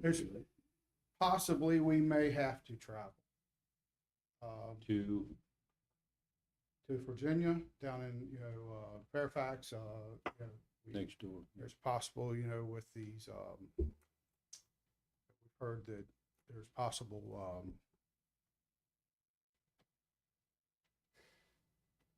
data centers that possibly may be coming to the county. How do we handle an incident at the data centers? They have them in Loudoun County, they have them in Fairfax. We may have to go there and take a class to, what are they doing? Or maybe they can send us their information and we can put the class on. So, and the next thing is to do subscriptions. Is an NFPA subscription. So we have myself, the deputy chief, and 3 captains have access to be able to look up things that we need to look up on NFPA, and then our yearly Chief 360 subscription that kind of like hit us a little sideways, and we had to figure out. And thank goodness we had a little bit of money to be able to move around for this year, but we got it budgeted in. I was talking to Gary, so we got that budgeted in for this year. And the next big thing is professional services. Is we need to start somewhat a health and safety.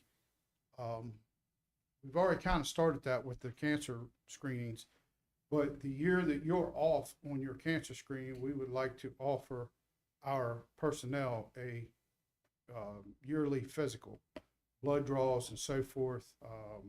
So this year I don't think you were on this year either, right? So this year we would have gotten a physical.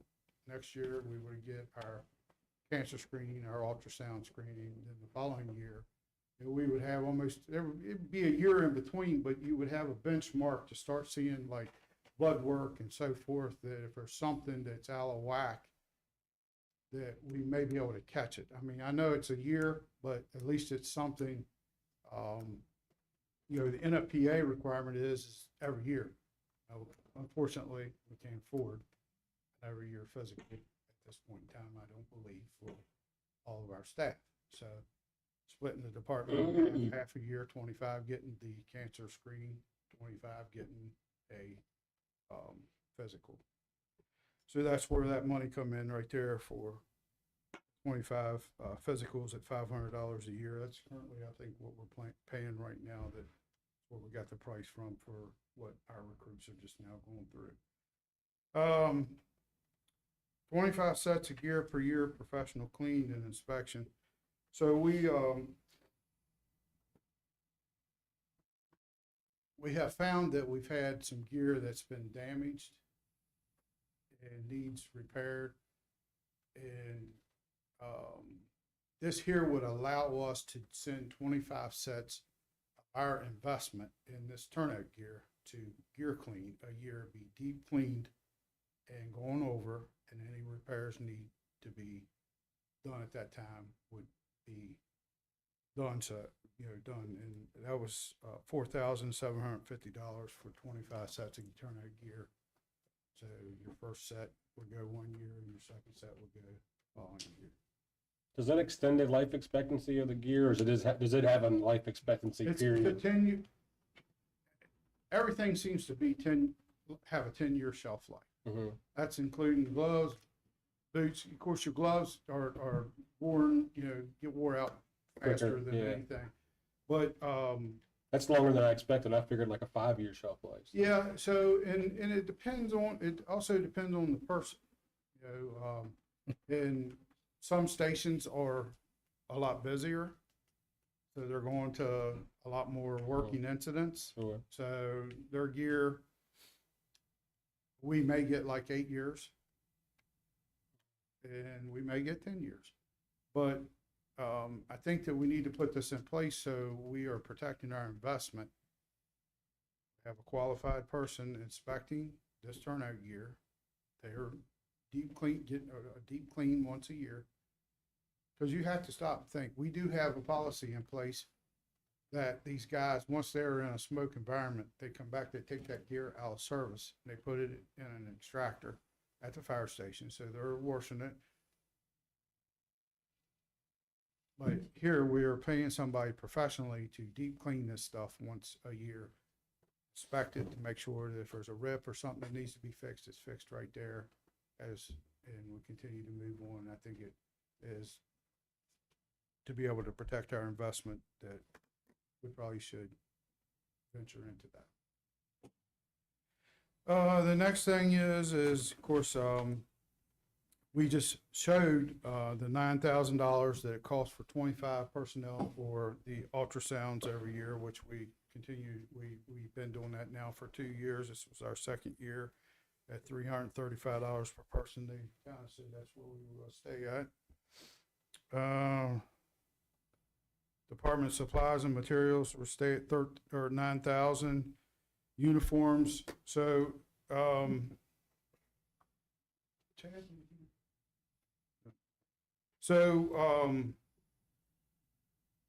we were kind of down here when we get to 347 purchase for inventory and so forth is we wanted to be able to purchase some extra uniforms to have on hand. Badges, because we're finding out badges are now starting to break for people that's been on the job. Their badges centers are starting to fall out. Collar pins are starting to break, which is, the pins on them. It happens all the time. Has some extra t-shirts and hats and etc. But I would like to, I guess, instead of having that in purchases of inventory, if we can move that to uniforms, if we may so do so, and make that at $16,000 instead of $13,000. We can leave it there. However, That's irrelevant. If you fund them, they can do whatever they want with it. Mm-hmm. okay. So gear replacement, we always have in a cushion for 2 sets of turnout gear if we would ruin gear. But we also found that coming 2029, we have to be able to replace 12 sets of turnout gear. So we start budgeting a little bit and carry that money over. When we get to where we need to get to, we'll either have that money, or when we get to 2028, we can start purchasing some gear and getting it replaced so we're not getting jammed up. The big thing with these recruit classes is all this gear is manufactured on the same day. We got 24, we got 30 sets. We're getting ready to have 24 sets that's going to come due in 10 years down the road. That What's the lead time on a set of turnout gear? I mean, like, it's by the time you between order it? 90 and 100 days. I say you're not gonna hold your breath. I was gonna say, I mean, obviously that stuff's probably not sitting on a shelf somewhere, so it's No, probably made when you that's- order it, and it probably takes some time to get it. And so Deputy Chief and I also thought that, like, if we do go ahead and do that, then we can put that gear that maybe has 2 or 3 years service life still left, that we could put that back, and if somebody's gear gets damaged or whatever, and we need to, hopefully we can, maybe the sizes, and we can, instead of having to, while their gear's getting repaired or whatever, they could still have a second set of turnout gear to stay in with our policy. fire boot replacement is just going back to the 10-year. We've identified, we have 4 sets of boots that we need to get replaced. 4 Motorola 6000 drop-in chargers for the hazmat is what we're asking for in capital, and 2 Motorola 4000 drop-in chargers for utility 90, and lithium-ion battery containment, which we still have not gotten, and air packs. We've asked for, not air packs, air bottles. We asked for 6 new bottles. We have verbally, Romney Fire Department, the chief at Romney Fire Department has verbally committed to, they got a regional grant up there for a whole new SCBA replacements. He has verbally committed that he's going to donate to Berkeley County Fire Department 5 air packs for the new vehicles that are being purchased and coming, so they will be equipped with an SCBA. So that's what we need to get, new bottles. So, and one is, the reason you see that 6, one is for a RIT bag that will be on the duty buggy. So that's our budget. Our budget request. All of your computer upgrades are in here on what you need for like your area raise and all your other, not area raise, but what's it, I forget the name, Detectors? full gas detectors. Yeah, in a side meeting, one of my department head meetings with Mr. Wine, I asked him on our billings to hazmat, that if we can get those billings back into supplies and materials, that I believe that we can take care of things that we need to take care of on the hazmat unit instead of putting them in our capital expenditures. We're going to try that for a year and see if that works out for us. And maybe next year I may be back here saying that didn't pan out the way that we thought it was going to pan out. I mean, it was just like the sheriff that was in here before you. They've got stuff that they have got to keep reprogrammed and all that kind of stuff. A new library placed in for your hazmat stuff in particular. So the ACE ID and the hazmat ID, I've tried talking to Randy. I made a phone call to Randy this morning. I got an email from him late yesterday afternoon in reference to the hazmat ID and the ACE ID, continuing our maintenance on that. And I have not got to talk to him, but the last that I did, we talked about the hazmat ID and ACE ID was as they were replacing it with this new, how it happens. You for 5 to 10 years, you got this best piece of equipment. Next thing you know, here they come and they start, and then they're not going to support that no more. So I need to find out how long they're going to support that before I want to commit to continuing, because we have a grant in for a new meter that will do the same thing as the new technology coming. Very good. Anybody have any questions for the chief? No. Usher, thank you. Thank you. You guys have a great day. Alrighty. So after our next training, this next training, we'll have 50, or 50. Yeah. All right, next up, Jen Swisher, Director of Communications. How you doing? Hey, Jen. All right. Doing good, not as tall as Chief Roberts. So good afternoon. Thank you all for having us here today. Appreciate you allowing us to present our budget. So our budget for this year is essentially flat compared to last year. We're not asking for any additional fundings. We've tried to maintain and manage our budget so that we can still maintain our critical public safety services, but to also save our budget. Our income is typically right around $3.5 million from the state, from the Public Safety Commission. we have received a 4% bump up. So we believe that that's about $100,000 a quarter that we will be receiving extra than what we had previously. As County Administrator Wine has mentioned before, there's no new sources currently. I know there is looking into other avenues to shore up 911 around the state. So that will definitely assist us. Our call volume and our operational demand, it continues to increase. This past year, we had 2,000 additional dispatched calls. So along with those dispatch calls, that increase, you're also increasing your call volume as well to the dispatch center. What's the total for the year? It was 59,000. I left that little piece of paper. It was right around. It was just shy of 60,000 dispatch calls.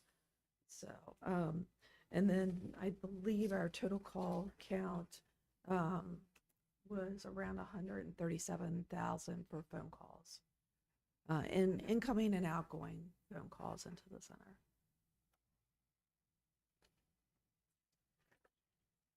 Staffing remains one of our biggest challenges, as it is across public safety. We are currently below staffing levels. However, we are always actively trying to address this. We have a new training academy that begins in March. This morning, thank you for approving 3 additional new call taker positions, and we are going to be recommending 1 more for next week for that academy. Currently, we have 27 telecommunicators, 5 administrators, and we are down 10 telecommunicators. With the additional 4, we'll be down 6. We did, this past year, we were afforded the opportunity to offer a $10,000 pay incentive, similar to what the sheriff's office does.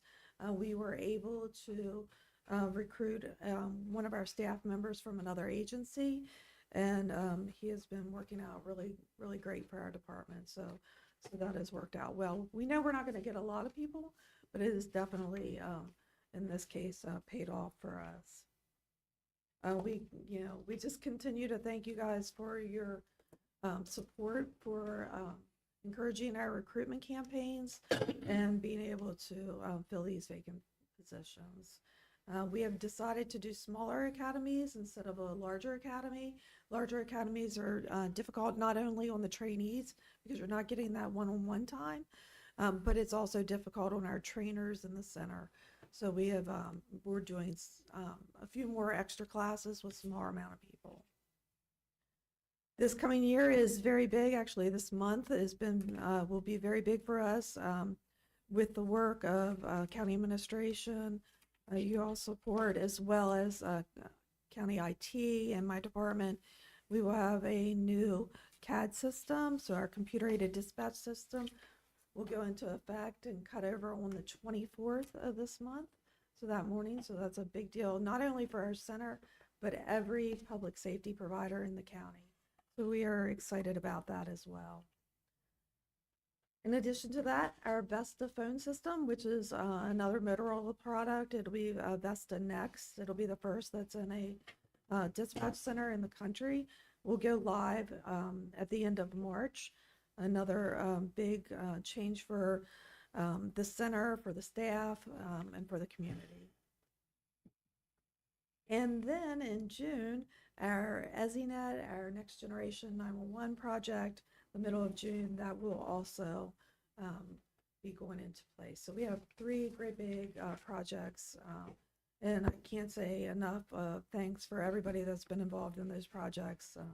We are ready for them to move on and move us into the future of 911.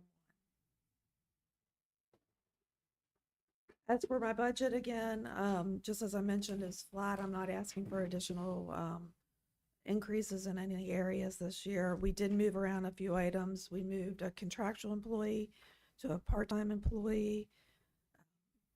Do you have any questions for me regarding the communication center budget? You said you had 27 telecommunicators and you're down 10? We're down 10. And how many supervisors? We have 5 supervisors. 5 supervisors. Mm-hmm. And they're included in that 27. They're included in that In that 27? 27. Oh, they are? Yes. Yes, sir. Okay. So rough math to Jen's statement, that's 164 dispatches a day, 21 dispatches an hour, or 35 dispatches per employee on shift, per shift. A lot of You're busy. talking. It is no joke. Yeah. And so I have had the liberty and the blessing to have worked with those folks for many, many years.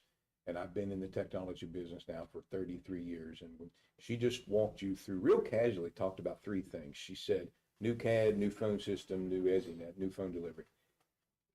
I will guarantee you, IT Who Delivers hasn't fielded one whine or moan, hasn't dealt with one, I don't want to do this. These people are the most resilient employees that I've ever met. You could throw them 100-mile-an-hour curveball. She may not hit it, but third deep will hit it. You can't mess them up. They're absolutely incredible. They truly are. I'd take 1,000,000 of them. They're rock stars when it comes to change. Most people get concerned. Those people, you can't scare them. You just can't. They're awesome. With our new CAD system, we just finished up the dispatcher training today. Today was the last day of that, and we had 3 weeks of that. So we split up 3 different groups, and I heard no negative comments. That also included Martinsburg City Police dispatchers, and they are so excited about this project. And I know there's always concern. I think the concern more comes from the field providers than it does from our dispatchers. So it's really humbling that they are so excited. I'm excited, nervous at the same time, but they are so excited, and I know they'll do a great job when we do this changeover. Then you guys are still with your accreditation? So we are still waiting for our results back from our accreditation. They are, the Academy, the National Academy of Emergency Dispatch is a little bit behind in their accreditation process. So I just reached out actually yesterday to ask for an update where we are with that process. They've had the packet, the reviewer has had the packet they've had the packet since the end of October. She has had the packet for 3 weeks. So hearing nothing is good, but I'm one of those people that like to get some feedback on how we're doing. But I've been reassured that we shouldn't have anything to worry about. Good. No news is good. It is, it is. All right. It seems high to me, but I guess that's, you had 137,000 calls and you dispatched almost 60,000, which is not half, but it's 40-some% of those that get dispatched. Yeah, it's Wow. You get many calls for one, you get many phone calls for one dispatch. Yeah. Wreck on the interstate, Jen, House you on get fire. 50 calls, 100 Yeah. calls. Yeah. But still, I mean, that's a lot of dispatches for that number of calls. It seems like that percentage is high to me. It actually, I mean, like, I think we will continue to see that growth because of as the county grows, it's just, that's what public safety is. The bigger you get, the more you're gonna have of that type of thing. So, Yeah, what Gary's saying, you'll get 5 or 6 calls or more just on one incident. Well, so on the interstate, they get 100 calls for one incident. One incident. you get a house fire in the middle of the, Yeah. a wooded area, and Everybody's calling. yeah, or you could just get one. You never know. So. Then you get somebody like me that calls on the non-emergency line saying they got a sick raccoon in their backyard. That's how You do get calls like that Yeah. sometimes too. I was one of them. So. I had to get the DNR out there to Yeah. take care of it because I couldn't do it. So. Yeah. You call me. Yeah, well, I will next time. I'll leave them alone. Any other questions about the dispatch budget? I have no question, Jen. Thank you. Okay. Thank you for all your work you do and your staff. We appreciate you. Sure, no problem. Yeah. Real quickly, I have the budget for 7-Eleven for emergency management as well. And the only thing that we're doing there is we're separating out some of the operational costs from 19A to go back to the emergency management. You should have that document as well, I believe. They do. Okay. $10,250. So very minimal. Okay. Any questions about that? Nope. Okay. Well, Thank thank you. you very Thank much. you. Thank you. Y'all have a good day. Mm-hmm. Brian, you up? Laura up. Who's up? Brian or Laura's here Laura? with supporting documentation if requested. Who's on first? What's that? I said, who's on first? I'll go first and then Laura will have some stuff if you guys question it. I have 3 accounts to present to you this afternoon. That's concerning my operating budget. So we'll first start with account 438, which is building inspections. This one here in my request, I am not asking for any changes based off of previous fiscal year. My operating budget consists of $17,200, in which currently I've just used a little bit over 30% of that. So based off of where we're at in the fiscal year, we're sitting really good on that account. I can go through some numbers if you would like. These numbers constitute accounts 438 and 440, which is building inspections and engineering. And this is calendar year numbers that we're talking. In the year of 2025, we were able to process 3,106 building permits. That constituted 17,512 building inspections, which generated revenue of 1.4, just a little over 1.4 million.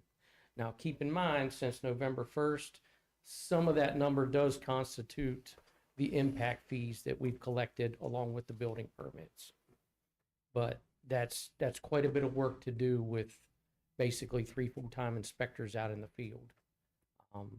So kudos to everybody because they work hard. All my staff, they work really hard. If there's no questions on 438, we can jump to 439. Please. Are you catching any much grief over this impact fee thing? Yes, sir. Yes, sir. Quite a bit. From? A lot of it is residents. Most of our track builders are aware. It's mainly coming from residents, and I've explained to them the fact of the advertisements, the public notices, the public hearings, and everything that we did to try to reach out to the public to inform them of the situation. But I have received phone calls of disapproval of why we have to have these, to put it politely. But, you know, it's Managing it well, though, hopefully. What's that?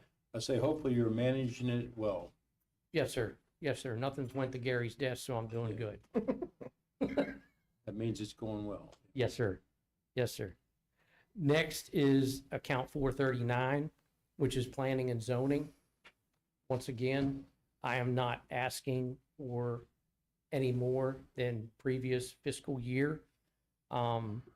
We currently have most of our certs and everything. We didn't spend much of our operating budget because we didn't need to. The staff that we have there is certified in their disciplines and moving along with their reviews and what they're supposed to do and being compliant with the subdivision regulations or in floodplain ordinances and all of our minor zoning districts that we run into once in a while with projects. Fees collected for the calendar year for the planning department were $282,485 in fees. That actually was a 30% decline from the calendar year 2024. But as we all know, whether it deals with planning, whether it deals with building permits, we're at the mercy of the applicant. Laura actually just finished the draft of the activity reports for the planning department that will be presented to the Planning Commission on March 2nd.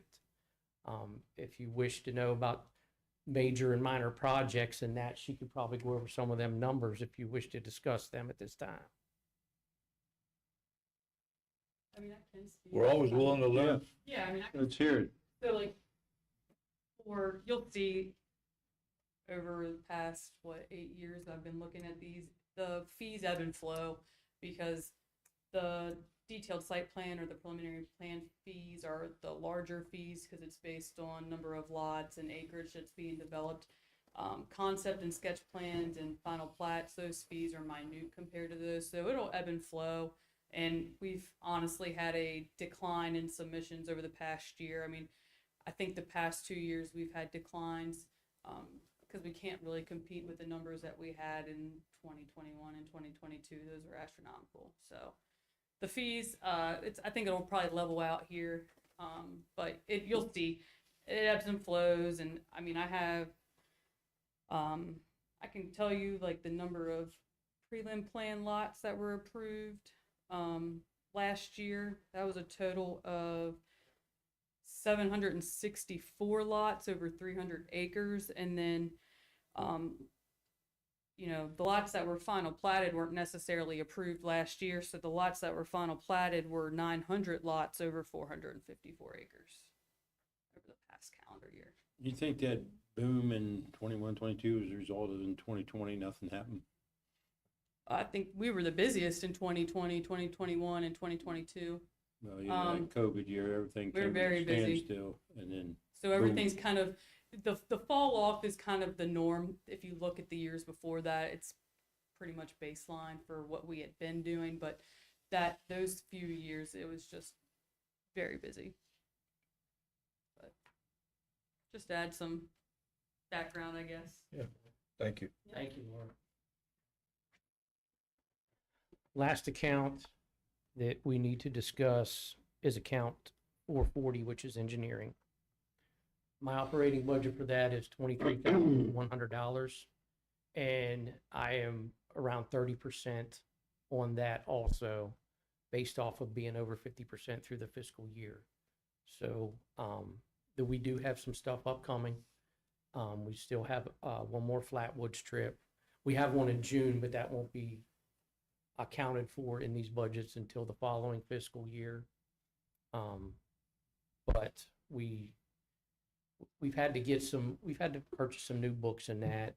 Even though we're under the 2018 code, we have to study and test under the 2021, even though we can only enforce the 2018. But I make sure my staff has everything adequate in what they need to perform their tasks, whether it be review, inspections, or whatever they need. And pretty much the only other number based off of the calendar year, I know we talked about fees collected and inspections. In 2025, we permitted just over 1,100 new dwellings. And that's staying pretty consistent through the past 4 or 5 years of over 1,000 new homes, which constitute single-family detached townhouses and duplexes. So we're busy. Recently, we have seen a downturn a little bit in applications, but that's also seasonal also. That can reflect that. Well, I think, we're all aware of, a couple of large subdivisions that have been in the works for a while that they'll be coming. Yes, sir. Yes, sir. Hang on. Yes. Don't get complacent because you're gonna get busy again. And actually, Laura can concur with this currently right now. We're actually kind of busy with commercial stuff. Whether that be permits, That's the site kind of plans. growth we want right there. Right. Because in turn, Any that's gonna update, bring the homes. any update on the Myers farm out there on 12, exit 12, Hardin Road? Or anything moving on that? The Myers farm on Arden Road. Just Right just outside west of Blue Blue Ridge Ridge Just past College. the Blue Ridge on the left. Oh. Well, I can speak to that. I'm sorry, I didn't know it by that name. I know it. Yeah. That's the old I was Myers like, farm. That's old Dr. Yeah. Myers. Yeah, so phase 1 of Applewood Farms will actually go before the planning commission for approval on Tuesday night's meeting. Is that right? Yeah. How many Um, parcels were in phase, how many in 2 phase? phases. How many lots in phase 1? Ooh, so the apartment units are involved in that, so I wanna say that's about, I think it's 300 units. And then between the single families and the towns, duplexes. I want to say it's another 600 lots or so. So plus the 4 commercial lots up front. So that's all part of phase 1. Phase one is 900? It'd be Just 900. about. I was thinking that was both phases, but that's just phase one. Yeah, that's phase 1. Phase 2 smaller though, right? It should be. Yeah. Phase 2 is it's kind of cut by the floodplain, so they'll have to go through permitting through Army Corps of Engineers and DNR to get those crossings. They've had a flood study already, so they're good on that. But it kind of eats up some of that property back there. So Is that Are we Evans getting- Run? yeah, it's Evans. Yeah. And we'll get preliminary plat or sketch plat. What do we get next week? You said. It's a preliminary plan approval Okay, preliminary plat. for phase Okay. 1. Mhm. And then they'll come That in and total do farm, phase 2. Laura, was, about 180 acres, is that correct? Somewhere in that I range? think like 188, I think Yeah, is what it ends up being. Come on, Harold Drive. So Trying. We're trying. That's all I Okay. have, unless you have any other questions. I don't have anything further, y'all. Nope. Thank you. Thank All you right, guys. thank you. Yeah. Thank you. Bye-bye. Appreciate you.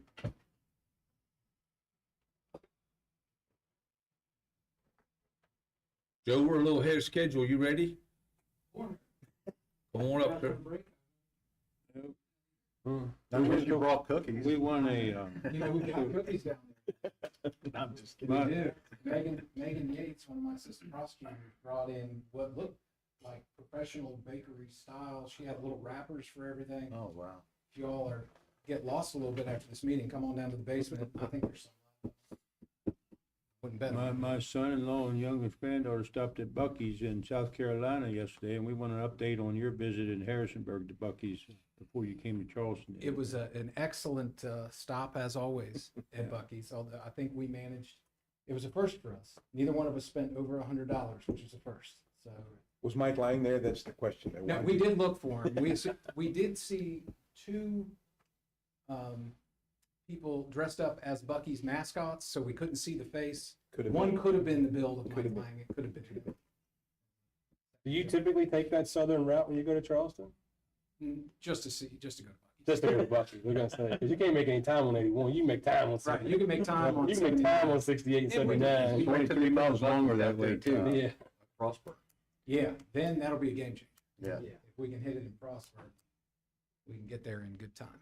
But thank you, gentlemen, for listening to our presentation today. I think if you look at our numbers of what I've presented for this year, it's very close to what we had last year. I think in total, my request is, by my math, about $7,000 more than last year.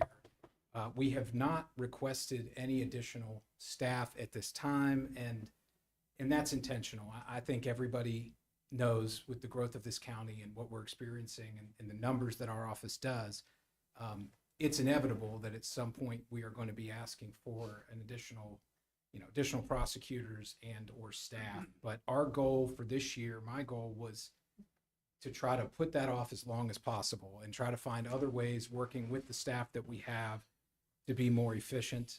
And Gary and the IT department have been wonderful working with us, looking at some office management software that is kind of long overdue for our size of an office. And we think that if we get the right software in there, it can really expedite both for legal assistance and for the lawyers to make things a little bit easier, because we are inundated. I mean, and you heard it from 911 and from the sheriff. We all know we're all busy, and one of the reasons we're holding off on asking for additional personnel at this time is a similar issue that 911 and the sheriff's office and everybody else has, is that it's hard to find people. It's hard to find and keep assistant prosecutors, and we're So are cognizant you of that. fully staffed right now?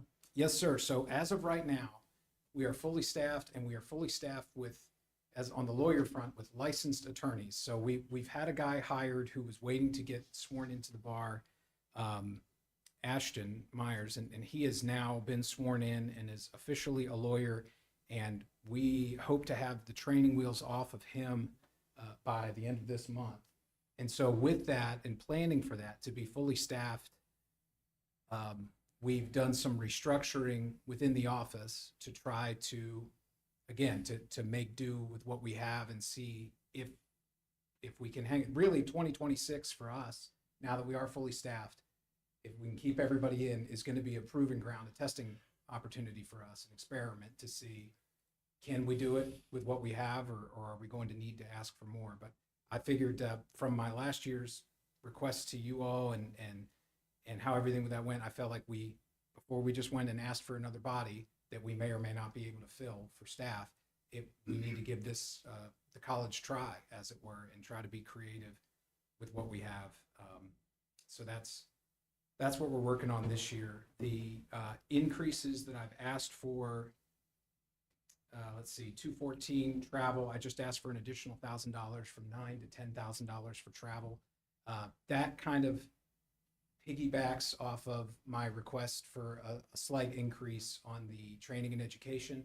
Now that we are fully staffed and we have some younger lawyers who can use a little bit of extra training, and they're actually required to do additional training as a young lawyer, that there's this thing called the Bridge the Gap seminar that when Ray and I did it, it was online, it was by computer, but now the Supreme Court wants them to do it in person. So we know we have some younger lawyers who need to participate in that, which is going to require a little bit more travel and training. And then we also use that travel budget for witnesses. And we've had, for the past couple years, it seems to be a continuing trend that we're having to try cases wherein our victims have moved out of the area, and we have to get them here to be able to prove our case and testify. So we're not. So that's why I've asked for those increases in travel, 1,000 for travel and 2,000 for training and education. The next significant request is dues and subscriptions from 28,000 to 31,000, and that's directly tied to bar dues. I'm finishing up my 4-year term on the State Bar Board of Governors, so I have a little bit of inside intel that in April they are voting to increase lawyers' bar dues for the first time in 20 years in West Virginia. So I know what that proposed increase is going to look like, so I factored it into my budget. The bar anticipates that that'll become effective July 1 of 2026. So I factored that additional increase in bar dues into dues and subscriptions. And lastly, I asked for an extra, I went from $6,000 to $7,000 on supplies and materials. And that is specifically directed at our public presence in the community. We've been participating in things like the National Night Out program for law enforcement, various programs within the community where we set up a table and provide information to citizens and get FaceTime with citizens and give them documentation and, you know, kids stickers and bubbles and things like that. And I'd like to use some of that additional request right there for just those kind of purposes, for things to be able to give out at community events to increase our visibility within the community when we go to those events. So, and I think that's all. Everything else is the same from last year, including our salary budget. So I think those are the only changes that I have proposed for this budget. If you all have any questions or suggestions, glad to answer anything you might have. I don't really have, Jim, I appreciate We your appreciate flat it. line, and, you know, Yeah. you're looking at $7,000 increase out of a $3 million. $3 million budget ain't too shabby. That's all Huggy. I'll go. Yeah. Well,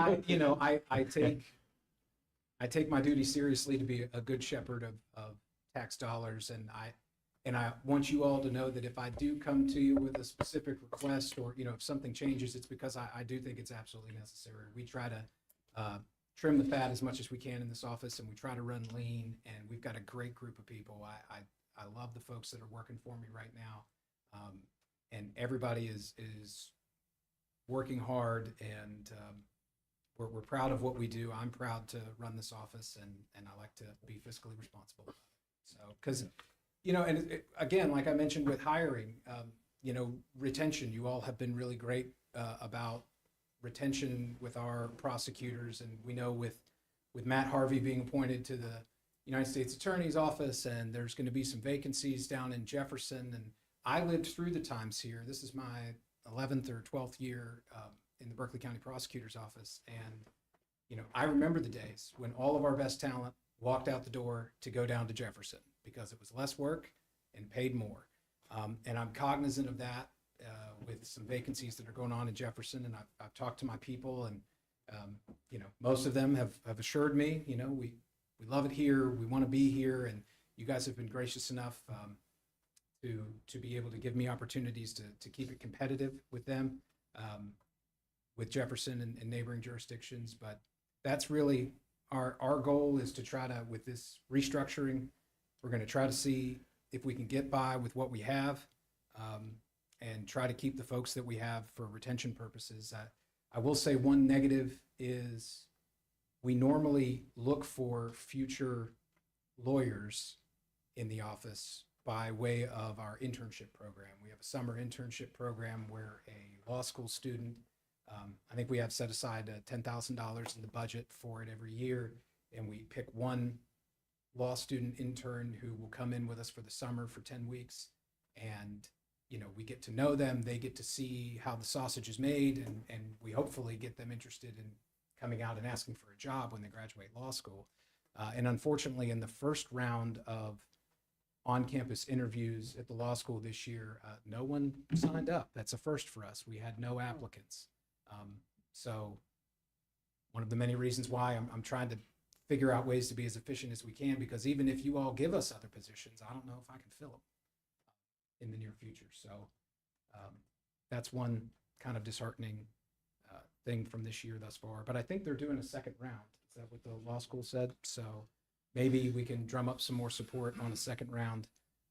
I don't know if Ray and I have to take a trip to Morgantown and start shaking kids down at lockers or whatever it takes to get somebody to apply. But, you know, I've worked in several offices, and we have a great thing going here. I think the morale of the office, despite the workload, is pretty good. So we're all grateful to be here. Well, thank you. Thank you so much. Yep, thank you, Joe. I think Appreciate you guys. we're very fortunate to have you and your team here too. Also, I know you guys see a lot, hear a lot throughout your job, and thank you for what you do. Thank you. It's our pleasure. Appreciate you guys. Thank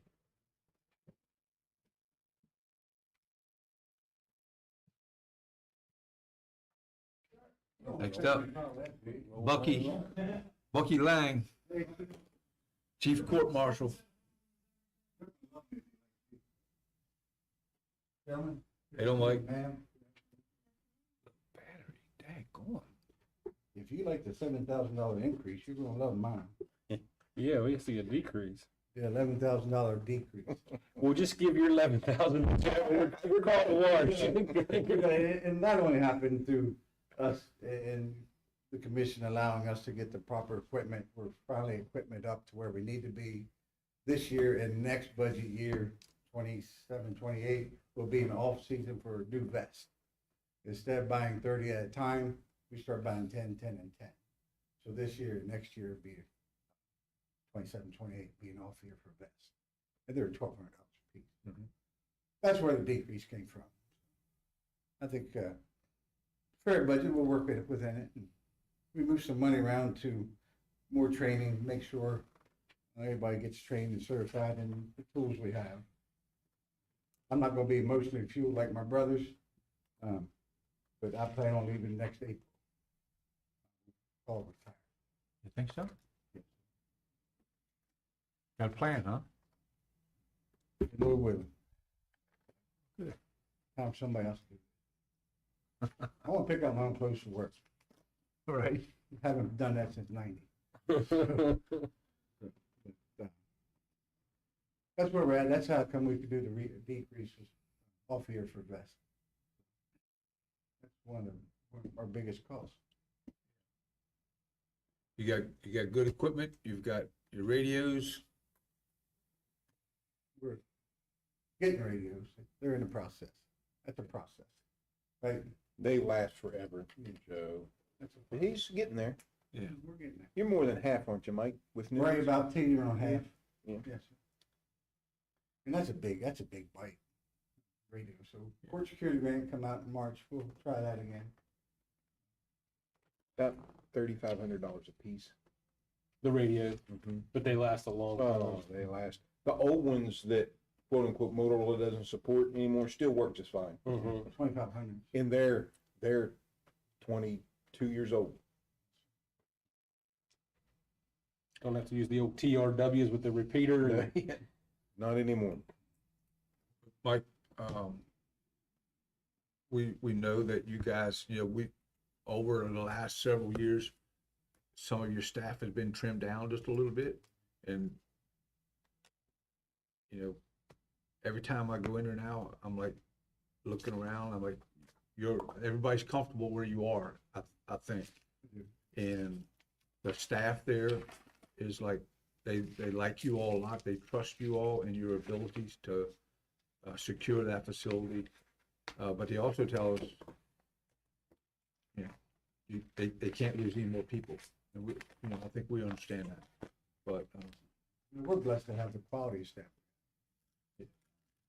We went into January 25 with a 25% increase to elected officials.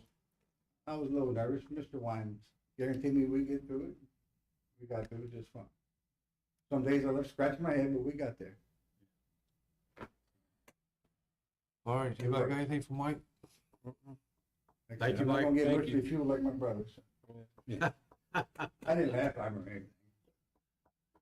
No, I've enjoyed it. It's time for me. I'll be 62 next April. Time for me to go. Have fun, right? Yeah, that's exactly what he's got planned. Probably with a certain admiral helping him out more. There you go. Yeah. Well, he's a good guy to hang out with. Yes, he is. So, that's my plan. Good Lord willing, and health stays well and everything. Everything stays like it is now. Very good. sir. Mary finish out her term, then we'll both be. She finishes at 20, end of 29. Right off into the sunset. Gonna drive to Alaska. Oh, yeah. Yeah. Takes us 3 months. It takes us 3 months. I got family up there, so you got a free place to stay. I like free. Yeah, that's the plan. Hopefully, health, loss of a sister really shook us up and put things in perspective. Sure. Yeah, I get Grab it. it while you can. She was a really good lady. We're blessed. Yeah. The age difference was 15 between her and I. But Is that right? She practically raised Kept you in line. me. Yeah, she did that. And still did it. And still this day, she still does. He's taking care of Steve now. He's taking care of himself. Is he? Yeah. But I know he's had some struggles too. Going well. We meet once a month, go out to dinner someplace. Boys and Steve, Jack and us, so it works out well. Keep in touch. All right. Thank you, sir. Thank you. You need something, holler, you know where I'm at. Yep. Thank you. Okay, we're gonna take a break.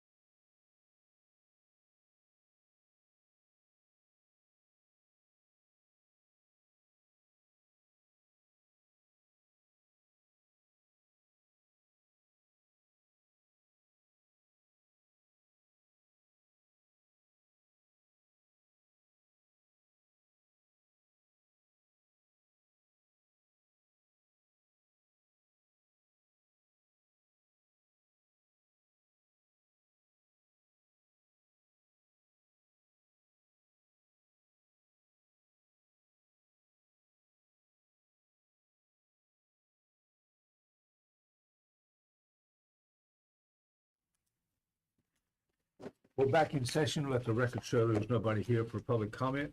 The motion to recess. Mr. President, that movie recess. We are in recess.